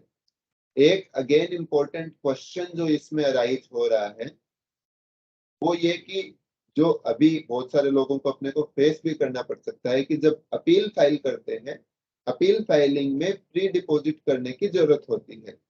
प्री GST पीरियड में ऐसा था कि जो प्री डिपॉजिट करते हैं उस प्री डिपॉजिट को सेनवेट क्रेडिट से भी कर सकते थे। GST में क्या पोजीशन है? लॉ जो है वो कोई बहुत ग्रेटली क्लेरिफाई नहीं कर रहा। पीछे हाई कोर्ट का ऑर्डर था, हाई कोर्ट ने ये व्यू लिया कि आप क्रेडिट लेजर के बैलेंस को जो है वो प्री डिपॉजिट के लिए यूज नहीं कर सकते। अब यहाँ पे इन्होंने बोला है कि क्रेडिट लेजर को आप सेल्फ असेस टैक्स लायबिलिटी या any proceeding under the provision of this act. अब any proceeding under this act में जो पेएबल की बात कर रहे हैं वो भी टुवर्ड्स आउटपुट टैक्स पेएबल की बात कर रहे हैं। अब ये लेटर से डिपार्टमेंट ने डिमांड रेज किया कि आपने क्लासिफिकेशन 12% पे किया जो 18% पे होना चाहिए था। 6% का वो आउटपुट टैक्स की बात करते हैं जो consequence of any proceeding instituted under provision of GST law है। अगर ये व्यू है तो इलेक्ट्रॉनिक क्रेडिट लेजर से उसका पेमेंट होना चाहिए।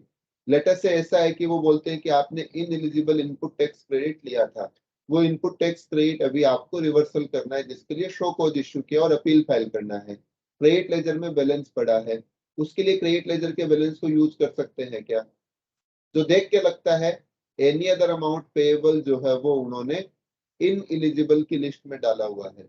तो it was expected from council कि ये जो डिस्प्यूट या एम्बिग्यूटी चल रहा है कि प्री डिपॉजिट के लिए क्रेडिट लेजर को यूज कर सकते हैं नहीं कर सकते, उस पर क्लेरिफिकेशन देना चाहिए था कि प्री डिपॉजिट में क्रेडिट लेजर यूज कर सकते हैं बिकॉज अल्टीमेटली जो क्रेडिट में पड़ा है that is also nothing but tax earn by me by paying in cash to my supplier.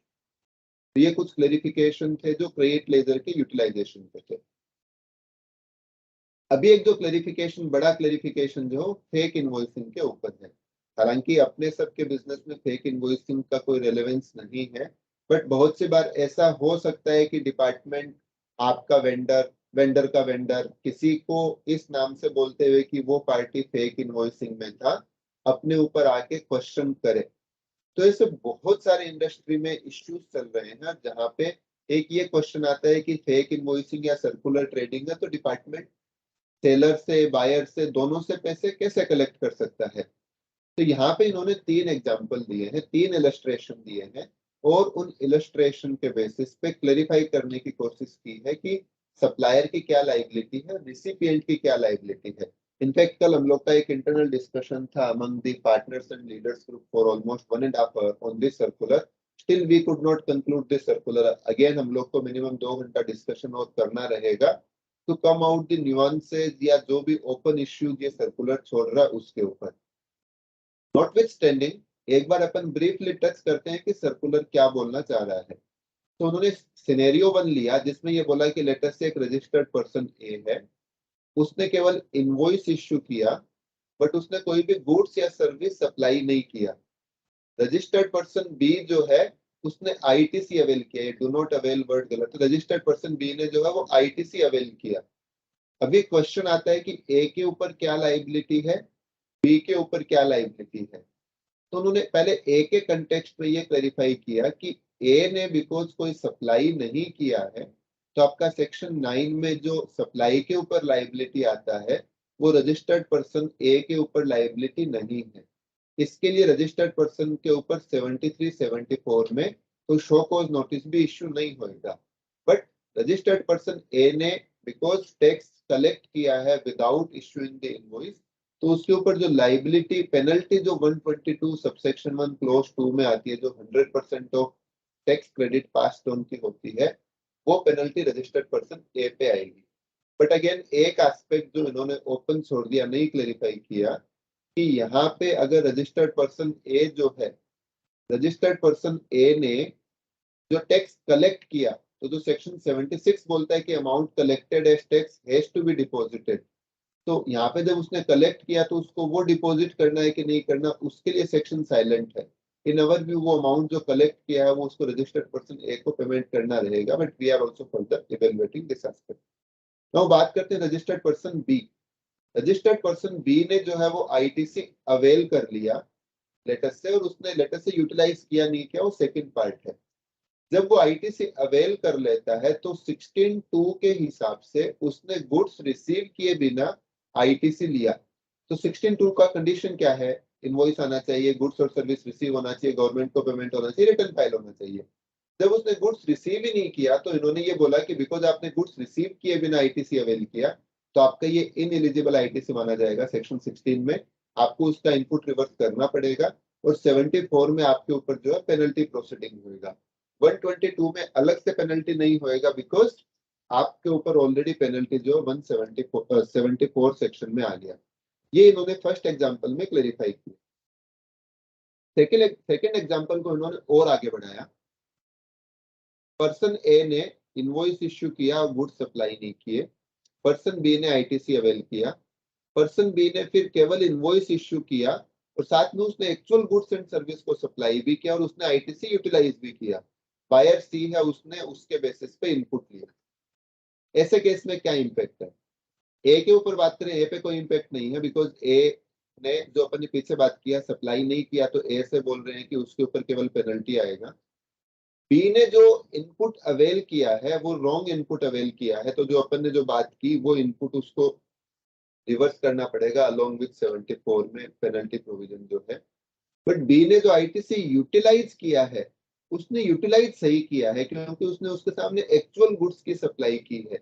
तो जो बी ने आईटीसी यूटिलाइज किया है, यूटिलाइजेशन के साइड में बी को कोई चैलेंज नहीं है, सी को यहाँ पे कोई चैलेंज नहीं है। ये एक अच्छा क्लेरिफिकेशन है, बिकॉज ऑफेंस जो किया है ए ने सेल के साइड में किया है या बी ने परचेज के साइड में किया है, सी को जो है वो पता ही नहीं है कि ए और बी क्या कर रहे हैं, तो इसके लिए सी के ऊपर उन्होंने कोई लाइबिलिटी नहीं डाला, बिकॉज सी तो एक जेन्युइन इनवॉइस ले रहा है और एक्चुअल जो है इनवॉइस के साथ में गुड्स भी ले रहा है।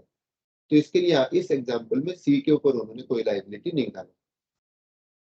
नेक्स्ट एग्जांपल उन्होंने ये लिया, सेम रखा, जहां पे ये रखा कि बी ने आईटीसी रॉन्ग अवेल किया, फिर बी ने वापस इनवॉइस काट दिया और इनवॉइस जो काटा वो विदाउट सप्लाई काटा, केवल टैक्स इनवॉइस काटा और इनपुट आगे सेट ऑफ कर लिया पुराने वाला।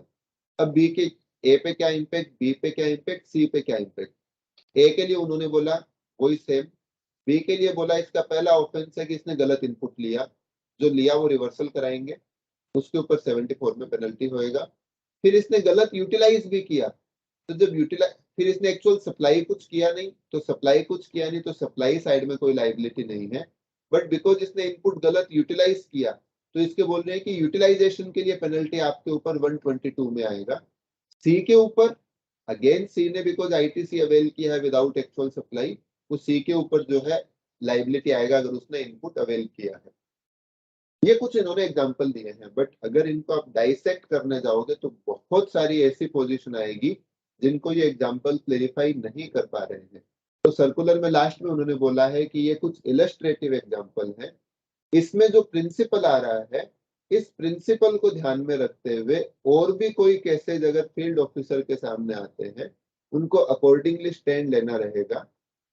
At the same point of time ये भी बोला है कि अगर कोई मास्टरमाइंड पर्सन, कि जहाँ पे ए ने जो है किसी ड्राइवर, कुक या एम्प्लॉय के नाम से ये सब अगर वर्किंग किया और ए ने अपना बेनिफिट रिटेन किया, तो ए के ऊपर जो लाइबिलिटी 122 में रहेगा वो लाइबिलिटी इंडिपेंडेंट रहेगा। प्रोसिक्यूशन की जो बात है, जेल वगैरह की जो बात है, वो उन्होंने बोला वो लाइबिलिटी भी रहेगा अगर आपका जो भी 5 करोड़ की लिमिट या 2.5 करोड़ की लिमिट से ऊपर के ट्रांजेक्शन है। तो ये इन्होंने फेक इनवॉइस के ऊपर कुछ क्लैरिफिकेशन दिए हैं। अभी कुछ एक दो क्लैरिफिकेशन और आते हैं जो भले ही अपन रेंटिंग के बिजनेस में नहीं होंगे बट अपने लिए काफी इंपॉर्टेंट होने वाले हैं एज ए बिजनेस, बिकॉज अपन रेंटिंग की सर्विस अवेल करते हैं। जहां पे मैं रेंटिंग की सर्विस देता हूं वहां पे भी एप्लीकेबल है। न केवल renting of passenger transport vehicle, renting of goods transport vehicle के ऊपर भी क्लैरिफिकेशन जो इम्पोर्टेंट है। तो मैं एग्जांपल देता हूं कि क्या होता है। लेट अस से फॉर एग्जांपल एक मेरा माइनिंग लीज है, और माइनिंग लीज में जो है माइंस में से पत्थर निकला, वहां पे मैंने एक ट्रक वाले को हायर किया हुआ है, और वो ट्रक वाले का मैंने उससे ट्रक जो है परमानेंट किराए पे ले रखे हैं अलोंग विद ड्राइवर। वो ट्रक ड्राइवर का रोल ये होता है कि वो माइनिंग के पॉइंट से पिकअप करेगा, और लेटर से वहां से 20 किलोमीटर दूर मेरा फैक्ट्री है, उस फैक्ट्री के पॉइंट पे गुड्स को जो है वो लाके ड्रॉप करेगा। नॉर्मली ऐसे केस में ट्रांसपोर्टर जो है वो बिल्टी नहीं इश्यू करता, बिकॉज कंसाइनर कंसाइनी दोनों में ही हूँ, और एक आइडेंटिफाइड डिस्टेंस में रिपीटेड चक्कर लग रहे हैं, और इसमें एक ट्रिप शीट वगैरह होता है। अब इफेक्टिवली ऐसे केसेस में टैक्स पोजीशन क्या है? तो इंडस्ट्री प्रैक्टिस क्या चलता है, बिकॉज एज ए ट्रांसपोर्टर में बिल्टी नहीं इश्यू कर रहा, तो मैं गुड्स ट्रांसपोर्ट एजेंसी नहीं हूँ। मेरा रिसिपिएंट ऑफ सर्विस जो है वो रिवर्स चार्ज में टैक्स नहीं भरता, बिकॉज मैंने कंसाइनमेंट नोट इश्यू नहीं किया, बिकॉज मैं जीटीए की सर्विस नहीं दे रहा। तो न तो मैंने टैक्स चार्ज किया, न सामने वाले ने रिवर्स चार्ज भरा। मैंने टैक्स क्यों नहीं चार्ज किया? एक दूसरा एंट्री आपका होता है, वो ये बोलता है कि गुड्स ट्रांसपोर्ट ऑपरेटर की सर्विस जो मतलब services of goods transportation by road, उसके ऊपर टैक्स लायबिलिटी नहीं आता। उस एंट्री का ऑब्जेक्टिव ये है कि लेटर से फॉर एग्जांपल ऑफिस से मैं निकला, मेरे को 3 किलोमीटर जगह कोई टेम्पो में माल भेजना है, मैंने एक टेम्पो वाले को पकड़ा, टेम्पो में माल डाला और उस माल को 3 किलोमीटर दूर भेज दिया। ये जो ट्रांजेक्शन जो है ना, ये उसमें इंटेंडेड टू कवर है जहाँ पे transportation of goods by road है। फिर ये जो अपन इंस्टेंस की बात कर रहे हैं, इस इंस्टेंस पे मैं व्हीकल एक कंटिन्यूअस पीरियड के लिए ले रहा हूँ, विद ऑपरेटर ले रहा हूँ, व्हीकल मेरे डिस्पोजल पे है, मेरे रिक्वायरमेंट के हिसाब से चल रहा है। तो ये जो एंट्री जो व्हीकल में ले रहा हूँ, ये 9966 में आता है, rental service of transport vehicle with operator. GTA जो आता है वो 9965 में आता है। तो यहाँ पे उन्होंने ये क्लैरिफाई किया है कि बिकॉज ये गुड्स ट्रांसपोर्ट ऑपरेटर की सर्विस नहीं है, ये rental service of transport of vehicle है, बिकॉज ये जीटीए भी नहीं है, कंसाइनमेंट नोट नहीं है, ऐसे केस में रिवर्स चार्ज की लाइबिलिटी नहीं आएगी। बट सप्लायर जो है वो एग्जम्पशन क्लेम नहीं कर सकता जीटीओ बोल के। सप्लायर को जो है वो टैक्स चार्ज करना पड़ेगा, जो भी अपना वो ट्रांसपोर्ट के चार्जेस रिकवर कर रहा है। टैक्स किस रेट से चार्ज करेगा? पहले अलग अलग रेटें नहीं थी, बट अभी उन्होंने ये क्लेरिफाई किया है कि अगर फ्यूल की रेट इंक्लूड है इसमें, तो 12% टैक्स रेट अप्लीकेबल होएगा। अगर फ्यूल नहीं है तो 18% रेट ऑफ टैक्स होएगा। सप्लायर एंड बायर दोनों को जो है वो इसका पूरा इनपुट मिलेगा, उसमें कोई क्वेश्चन या प्रॉब्लम नहीं है। तो ये एक एस्पेक्ट है जहाँ पे जो भी अपने ट्रांसपोर्ट के खर्चे पीएनडल में आते हैं, जहाँ पे कंसाइनमेंट नोट या बिल्टी नहीं होता है, वो अपने को देखना पड़ेगा कि एक्चुअल में रेंटिंग के नेचर का है कि वो अपना जीटीओ के नेचर का है, एंड अकॉर्डिंगली उसके ऊपर टैक्स लायबिलिटी आने वाला है। दूसरा एक इम्पोर्टेंट चेंज अगेन जो अपने को ध्यान में देने की जरूरत है, वो भी ट्रांसपोर्ट रिलेटेड है। अगेन जैसे मैंने बोला, कुछ में से अपने लोग ट्रांसपोर्टर खुद है, उनके लिए as a income side applicable है, बाकी बिजनेसेस के लिए एक्सपेंस साइड एप्लीकेबल है। आज के दिन ट्रांसपोर्ट में क्या होता है, तो लेटेस्ट से मैं ट्रांसपोर्टर की सर्विस दे रहा हूँ, मेरे पास क्या ऑप्शन है, या तो मैं 12% रेट ऑफ टैक्स चार्ज करूंगा, बायर उसका इनपुट ले लेगा, या मैं बिल ऑफ सप्लाई इश्यू करता हूं जहां पे सामने वाला बायर जो है वो 5% रिवर्स चार्ज में टैक्स जमा कराता है, रिसिपिएंट ऑफ सर्विस। मेरे पास ऑप्शन नहीं होता कि मैं कुछ 12 पे चला जाऊं, कुछ रिवर्स चार्ज में चला जाऊं, मेरे पास ऐसा ऑप्शन नहीं है।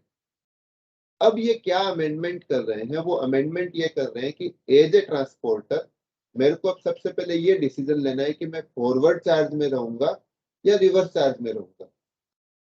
लेटेस्ट से मैं फॉरवर्ड चार्ज में रहता हूं, तो फॉरवर्ड चार्ज में मेरे पास अभी दोनों ऑप्शन है। मैं 12% रेट ऑफ टैक्स भी चार्ज कर सकता हूँ, मैं 5% रेट ऑफ टैक्स भी चार्ज कर सकता हूँ। मैं हर कंसाइनमेंट पे खुद डिसीजन ले सकता हूँ कि मेरे को 12% रेट चार्ज करना है कि 5% चार्ज करना है। हाँ, अगर मैं 5% चार्ज करूंगा तो मेरे को एज ए ट्रांसपोर्टर इनपुट नहीं मिलेगा, मेरे कस्टमर को इनपुट मिलने में कोई चैलेंज नहीं है। ये कब है? जब मैं फॉरवर्ड चार्ज पे हूँ। ध्यान में रखना पड़ेगा, जब भी मैं फॉरवर्ड चार्ज पे हूँ उसके साथ में मैं रिवर्स चार्ज पे नहीं जा सकता। मतलब एक बार में मेरे को एक ही ऑप्शन रखना है। लेटर से मैंने ये डिसाइड किया नहीं यार फॉरवर्ड चार्ज में नहीं होता, या फिर मैं रजिस्टर्ड ही नहीं हूँ, तो मैं फॉरवर्ड चार्ज में नहीं जाऊंगा, मैं रिवर्स चार्ज में जाऊंगा। जैसे ही मैं रिवर्स चार्ज में जाऊंगा, मेरे रिसिपिएंट के ऊपर 5% रिवर्स चार्ज में टैक्स जमा कराने की लायबिलिटी आएगी। मेरे पास as a supplier, as a transporter हर साल ऑप्शन होएगा कि मैं 12 या 5 पे जाऊं फॉरवर्ड चार्ज में या 5% रिवर्स चार्ज में जाऊं। तो वो मेरे पास हर साल डिसीजन मेकिंग का पावर होएगा। मेरे को जो है इसका डिक्लेरेशन देना पड़ेगा। डिक्लेरेशन का रूट कैसे आएगा, पोर्टल पे आएगा, वो सब चीजें अभी कुछ क्लैरिटी नहीं है। इफेक्टिवली डिसीजन मेकिंग पॉइंट क्या आता है? अगर मैं ट्रांसपोर्टर हूं तो मेरे को ये देखना है कि मेरे को फॉरवर्ड चार्ज में रहना है कि रिवर्स चार्ज में रहना है। वो किस पे डिपेंड करता है? मेरे बायर का प्रोफाइल क्या है। मेरे बायर को इनपुट अगर मिलता है तो मैं 12 चार्ज करूंगा, उसको इश्यू नहीं है। मैं अगर 5 चार्ज करता हूँ, सर्टेनली उसको इनपुट मिलेगा, चैलेंज नहीं है। बट अगर मैं व्हीकल वगैरह परचेस कर रहा हूँ तो अगर मैं 5 चार्ज करता हूँ तो मेरे को इनपुट रिवर्स करना पड़ेगा। इनपुट जब रिवर्स करूंगा अल्टीमेटली ट्रांजेक्शन का कॉस्ट बढ़ेगा। एज ए बिजनेस मेरे को क्या देखना है कि लेटेस्ट से मेरे कंपनी में मैंने 40 ट्रांसपोर्टर लगा रखे हैं। अब कल के दिन कोई ट्रांसपोर्टर 5% चार्ज करेगा, कोई 12 चार्ज करेगा, कोई रिवर्स चार्ज करेगा। मेरे को एज ए बिजनेस क्या करना चाहिए?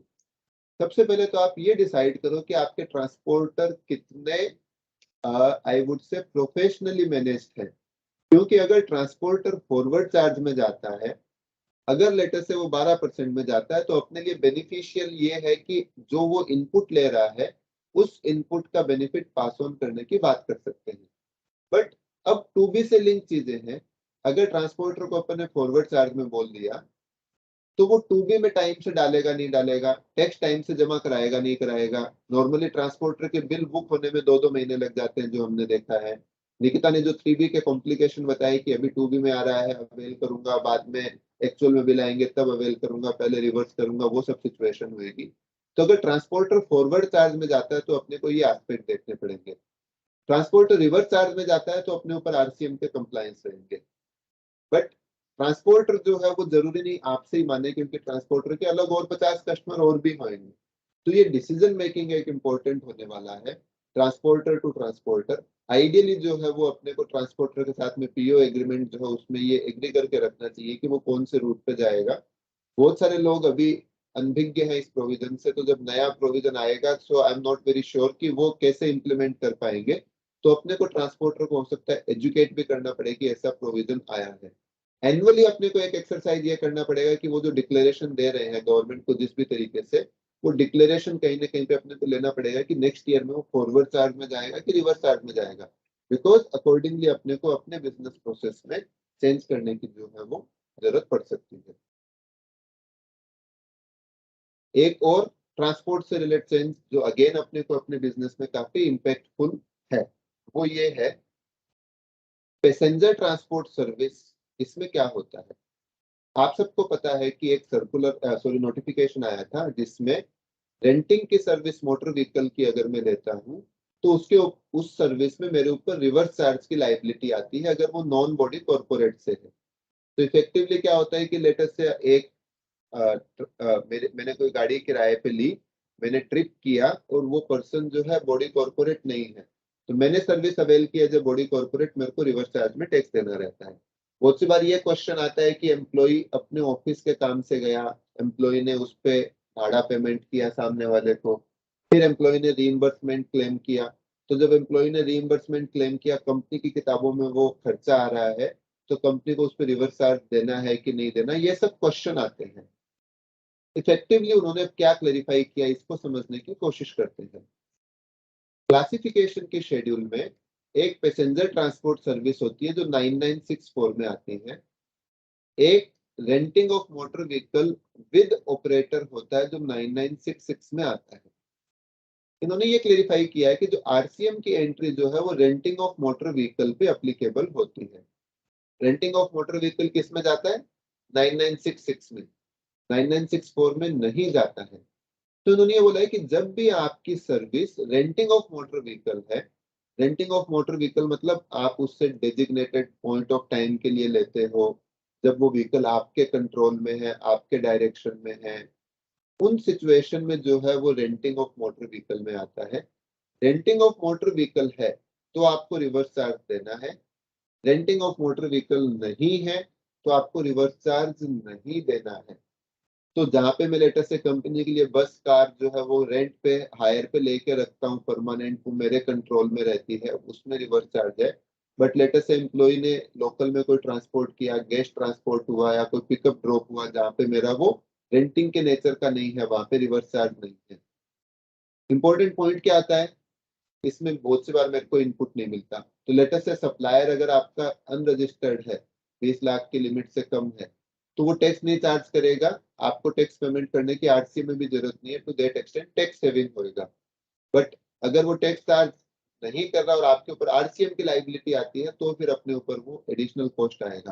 तो रेंटिंग एंड पैसेंजर ट्रांसपोर्ट में अपने को डिफरेंस समझना पड़ेगा, सो दैट अपना वेंडर सही टैक्स चार्ज कर रहा है कि नहीं कर रहा, और अपने को रिवर्स चार्ज में कहाँ पे देना है कि नहीं देना, उस चीज का अपने को क्लैरिटी है। लास्ट पार्ट ऑफ डिस्कशन में चलता हूं मैं अभी, रिफंड रिलेटेड। हो सकता है अपने में से कुछ लोगों को रिफंड अप्लीकेबल नहीं होए, but still I would say provision जो है वो इम्पोर्टेंट टू अंडरस्टैंड है, क्योंकि 10 मिनट के डिस्कशन के बाद में अपन Q&A में जाने वाले हैं। सबसे पहले रिफंड की जो इन्होंने बात की है वो बात की है इन्वर्टेड स्ट्रक्चर में। आज के दिन सबको पता है वीके सिपुट स्टेप में सुप्रीम कोर्ट का जजमेंट था कि इन्वर्टेड स्ट्रक्चर में आपको इनपुट सर्विस का रिफंड नहीं मिलेगा, उन्होंने वो क्लेरिफाई किया, सुप्रीम कोर्ट ने ऐसा हेल्ड किया। बट सुप्रीम कोर्ट के जजमेंट में उन्होंने एक चीज ये भी बोला कि प्रेजेंट फॉर्मूला जो था वो प्रेजेंट फॉर्मूले में कुछ एनोमलीज हैं। तो उन्होंने काउंसिल को ये बोला कि आप उस फॉर्मूले को देखो और उसमें कुछ चैलेंजेस हैं, आप उसको ठीक करो। चैलेंजेस क्या थे, किस तरीके से काउंसिल ने ठीक किया, उसको इस एग्जांपल के थ्रू समझने की कोशिश करते हैं। आज के दिन क्या होता है, पहले फॉर्मूला क्या था, मेरे को रिफंड कितना मिलता था। फॉर्मूला ऐसा था कि मेरा इन्वर्टेड का टर्नओवर कितना है multiply by net ITC. Net ITC का मतलब आईटीसी ऑन मटेरियल ओनली, क्योंकि input service and capital goods का रिफंड नहीं मिलता, divided by adjusted total turnover. तो मेरा इन्वर्टेड का turnover divided by total turnover multiply by net ITC. इसमें से मेरे को माइनस करना पड़ता था कि इन्वर्टेड पे मैंने कितना टैक्स भरा है। एक एग्जांपल से समझने की कोशिश करते हैं। मैंने मटेरियल पे 60 रुपए का इनपुट लिया, सर्विस पे 40 रुपए का इनपुट लिया, टोटल मेरा 100 का इनपुट था। इन्वर्टेड का टर्नओवर 500 रुपए था, नॉन इन्वर्टेड का टर्नओवर 1000 रुपए था, तो टोटल टर्नओवर मेरा 1500 हो गया। इन्वर्टेड टर्नओवर पे मैंने 500 रुपए का जो टर्नओवर था, लेटर से उस पे 5% के हिसाब से 25 रुपए का टैक्स दिया। अब रिफंड कितना बनता है, रिफंड को देखें अगर फॉर्मूले में क्या है, net ITC 60 rupees, net ITC किस पे, मटेरियल वाले पे, multiply by inverted turnover that is 500 divided by total turnover 1500 minus tax payable on the inverted turnover. Inverted turnover पे आपने 25 रुपए भरा, इस फ्रैक्शन का जो आउटपुट आता है वो आता है -5, मतलब मेरे को कोई रिफंड ही नहीं मिलेगा। अब इन्होंने क्या अमेंड किया, इन्होंने फॉर्मूले का जो माइनस से पहले वाला पार्ट था उसको एकदम सेम रखा, माइनस के जो बाद वाला पार्ट है इस पे उन्होंने एक चेंज किया, और उन्होंने ये बोला कि इन्वर्टेड पे जो आपने टैक्स भरा है वो multiply by net ITC, net ITC मतलब जो मटेरियल पे आपने इनपुट लिया है, divided by total ITC on goods and services. Effectively revise formula क्या हो गया, 60 into 500 डिवाइडेड बाय 1500, ये सेम फॉर्मूला है, माइनस में 25 इंटू 60, 60 क्या है, मटेरियल का input divided by material plus service का टोटल इनपुट। तो इफेक्टिवली जो फ्रैक्शन को वो नेगेटिव में आ रहा था, उस फ्रैक्शन को उन्होंने कम कर दिया 60 डिवाइडेड बाय 100 से। इसका मीनिंग ये देना चाह रहे हैं कि जो भी आपने इन्वर्टेड पे टैक्स भरा है ये 25 रुपए का, हम ये मानते हैं कि चलो आपने ये मटेरियल के इनपुट को यूज करके भरा है। इफेक्टिवली नए फॉर्मूले के हिसाब से मेरे को 5 रुपए का जो है इनपुट टैक्स क्रेडिट मिलना स्टार्ट हो जाएगा। तो बेनिफिट क्या हुआ, जो पहले मेरा इनपुट सर्विस पे पूरा क्रेडिट ब्लॉक हो रहा था, अभी मेरे को कुछ पोर्शन मिलना स्टार्ट हो गया। 2-3 चीजें और ध्यान में रखनी रहेगी, बिकॉज ये नया प्रोविजन नोटिफाई हो गया है। इस प्रोविजन आने के बाद में जो भी रिफंड एप्लीकेशन जाएगी वो नए फॉर्मूले के हिसाब से जाएगी। तो आप पास्ट पीरियड के लिए भी एक्सरसाइज कर सकते हैं जिसमें ये बेनिफिट को इवेलुएट कर सकते हैं। दूसरा पॉइंट ये, रिफंड के लिए जो टाइम लिमिट मार्च 20 से फरवरी 22 का था, जिसमें कोविड पीरियड था, गवर्नमेंट ने रिफंड के लिए वो टाइम लिमिट का एक्सटेंशन दिया है। इफेक्टिवली अगर अपन बात करें सितंबर 18 ऑनवर्ड, आज अपन जब अगस्त 18 ऑनवर्ड, आज अपन जुलाई 22 में है, अगस्त 18 ऑनवर्ड जो मेरा रिफंड का क्लेम है वो विद इन टाइम लिमिट है अभी तक। तो आप सब में से वो लोग जिनको इन्वर्टेड का रिफंड या आईटीसी एक्यूमुलेटेड है बट अभी तक रिफंड नहीं मिल पा रहा था, उनके लिए सबसे हाई प्रायोरिटी ये है कि इस फॉर्मूले के हिसाब से रिफंड देखें कितना बन रहा है, उस फॉर्मूले के हिसाब से रिफंड एप्लीकेशन फाइल करें और गवर्नमेंट से रिफंड क्लेम मांगे, क्योंकि हर एक निकलता हुआ महीना आपका पास्ट के पीरियड के लिए टाइम बार करता जाएगा। हो सकता है डिपार्टमेंट नीचे के लेवल पे ये बोले कि ये फॉर्मूला प्रोस्पेक्टिव एप्लीकेशन के लिए अप्लाई होएगा, बट लॉ जो है इस मामले में सेटल है कि जो भी अगर मेरा ये जो हाई सुप्रीम कोर्ट की एनोमली जो है वो क्लेरिफाई करने के, रेक्टिफाई करने के लिए है। एंड ये एक जो है बेनिफिशियल प्रपोजिशन है जो फॉर्मूले में चेंज है, तो इसका रेट्रोस्पेक्टिव एप्लीकेशन होना चाहिए। रेट्रोस्पेक्टिव एप्लीकेशन मींस एप्लीकेशन जो भी फाइल होनी है वो नए फॉर्मूले के हिसाब से फाइल होना चाहिए। तो it is high time for all the business to look at their ITC accumulation की वो कोई इन्वर्टेड की वजह से तो नहीं हो रहा है। इसके अलावा कुछ और इन्वर्टेड पे एक और क्लेरिफिकेशन था, लार्जली उतना यूजफुल नहीं है बट अगर मैं टच करूं, बहुत से बार क्या होता है कि मैंने एक आइटम खरीदा 18% पे, मैंने एज इट इज उसको बेचा 5% पे। कब हो सकता है? लेटेस्ट से सोलर इंडस्ट्री एक मेरे को एग्जांपल ध्यान में आता है जहां पे मेरे परचेज 18% पे बट मेरे सेल 5% पे होते हैं।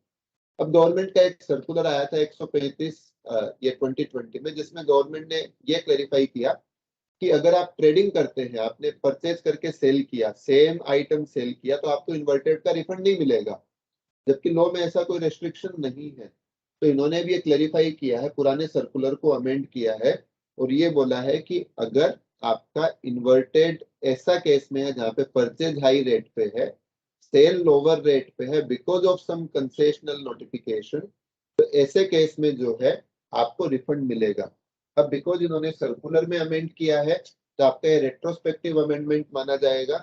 पास्ट पीरियड में जहाँ पे रिफंड नहीं दिए हैं या रिजेक्ट किए हुए हैं, रिफंड अटके हुए हैं, अगेन उस पर रेट्रोस्पेक्टिव एप्लीकेशन माना जाएगा। क्योंकि अगर अपन एजुकेशन सेस के रिफंड की भी बात करें, जो अपने ऑफिस से अपन ने कंटेस्ट किया था, फेवरेबल ऑर्डर था कि सेस में जब सुप्रीम कोर्ट ने जो गवर्नमेंट ने बाद में अमेंडमेंट किया था जिसका रेट्रोस्पेक्टिव इफेक्ट दिया था, तो जिस दिन से वो अमेंडमेंट नोटिफाई किया था उस दिन से मेरी 2 साल की टाइम लिमिट काउंट होनी चाहिए। तो पुराने पीरियड के लिए भी जो है टाइम लिमिट अब काउंट होनी चाहिए, बिकॉज सर्कुलर ने अब इसको पॉजिटिवली क्लेरिफाई किया है। तो ऐसे सारे केसेस जहाँ पे सेम आइटम को अपन कम रेट में सेल करते हैं, उन केसेस के लिए एक इंपॉर्टेंट सर्कुलर है। नेक्स्ट, रिफंड की अगर अपन बात करें एक्सपोर्टर के कंटेक्स्ट में, अगेन इंपॉर्टेंट चेंज ये है कि बहुत सी बार क्या होता है जब अपन शिपिंग बिल फाइल करते हैं या GSTR 1 फाइल करते हैं, उसमें कुछ मिसमैच होता है। मिसमैच की वजह से जो है वो रिफंड अटक जाता है। तो यहाँ पे उन्होंने एक ये रूल में प्रोवाइजो डाल रहे हैं कि जहाँ पे भी मिसमैच होता है उसमें रिफंड की एप्लीकेशन उस दिन माने जाएगी जब आप उस मिसमैच को रेक्टिफाई करते हो। तो जैसे आपका मिसमैच रेक्टिफाई हो जाएगा उस दिन आपकी रिफंड एप्लीकेशन मानी जाएगी और अकॉर्डिंगली जो रिफंड सेंक्शन होएगा। और इम्पोर्टेंटली जो नेक्स्ट क्लेरिफिकेशन है वो काफी इंपॉर्टेंट है। बहुत सारे लोगों ने देखा कि रिस्की एक्सपोर्टर बोल के डिपार्टमेंट ने रिफंड के पैसे रोक लिए और वो रिफंड जो है 6-6 महीने 12-12 महीने तक नहीं आता। आज के दिन जब रिस्की एक्सपोर्टर के कॉन्सेप्ट को लॉ में जाके देखते हैं तो रिस्की एक्सपोर्टर के नाम से कोई वर्ड मिलता ही नहीं है। तो सबसे पहले गवर्नमेंट ने क्या किया कि रूल जो 89 सॉरी इनफैक्ट रूल 96 जो है 96 में उन्होंने चेंज किया और उन्होंने जो रिस्क की पैरामीटर के बेसिस पे रिस्की एक्सपोर्टर की कॉन्सेप्ट को उन्होंने रूल में डाला है। अब क्या है, लेटेस्ट से मेरे एक रिस्की एक्सपोर्टर आइडेंटिफाई हो गया, मैं on payment of tax export कर रहा हूँ, मेरे को जो रिफंड रोक रखा है, मेरा वो रिफंड कब तक क्लियर होएगा पता नहीं। या कई बार ऐसा होता है कि मैंने लेटेस्ट से और कोई कस्टम्स के प्रोविजन का वायलेशन कर रखा है, मैंने on payment of tax export कर रखा है और मेरा रिफंड रोका हुआ है। ऐसे केसेस में गवर्नमेंट ने ये बोला है कि कस्टम डिपार्टमेंट जो है, जब भी उनके पास इस टाइप की क्वेरी आएगी, वो ऑटोमेटिकली आपके जुरिस्डिक्शनल जीएसटी ऑफिस को जो है, वो ये case portal to portal transfer कर देंगे। पोर्टल टू पोर्टल किसके थ्रू ट्रांसफर करेंगे? फॉर्म RFD1 के थ्रू। RFD1 के थ्रू जब ट्रांसफर करेंगे, इसका मतलब कस्टम्स वाले जो है, वो एक्सपोर्टर के बिहाफ पे रिफंड क्लेम फाइल कर दिया कि हाँ भाई, इनका जो ये इसके एक्सपोर्टर की वजह से और कोई रीजन से जो रिफंड रोक रखे हैं, ये पोर्टल टू पोर्टल ट्रांसफर हो गया। फिर मेरे को एज एक्सपोर्टर आज के दिन ये चैलेंज आता है कि मैं कौन कौन से कस्टम्स में जाके कहाँ पे क्लियर करूं, या मेरे को जुरिस्डिक्शन में जाके रिस्क एक्सपोर्टर का टेक क्लियर करवाने की कोशिश करता हूँ, वो 6 महीने लगते हैं। फिर वो कस्टम्स को ट्रांसफर करता है नहीं करता, वो सब चीजें बैक ऑफिस का काम है जो मेरे कंट्रोल से बाहर है। अब यहाँ पे जैसे ही वो कस्टम्स वाला ऑफिसर आपका रिस्की एक्सपोर्टर की वजह से क्लेम आपके जुरिस्डिक्शन ऑफिस को ट्रांसफर करता है, तो एक टाइप से वो ऐसा माना जाएगा कि वो रिफंड रूल 89 का रिफंड हो गया, मतलब LUT का रिफंड हो गया। लोकल ऑफिसर आपका एग्जामिन करेगा और लोकल ऑफिसर आपका एग्जामिन करके जो आपको रिफंड दे देगा, सो दैट जो पहले रिफंड अटका हुआ रहता था, उस रिफंड का फास्ट ट्रैक होने की इसमें अच्छी पॉसिबिलिटी होने की उम्मीद है। इसी तरह रिफंड में एक चेंज और क्या किया है, लेटेस्ट से मेरे को कोई गलत रिफंड मिल गया, डिपार्टमेंट ने बाद में शो कोज निकाला और उन्होंने बोला कि आपने गलत रिफंड ले लिया। मैंने उस रिफंड का पेमेंट कर दिया, जो डिपार्टमेंट ने बोला कि गलत, उन्होंने मेरे को कैश में दे दिया था।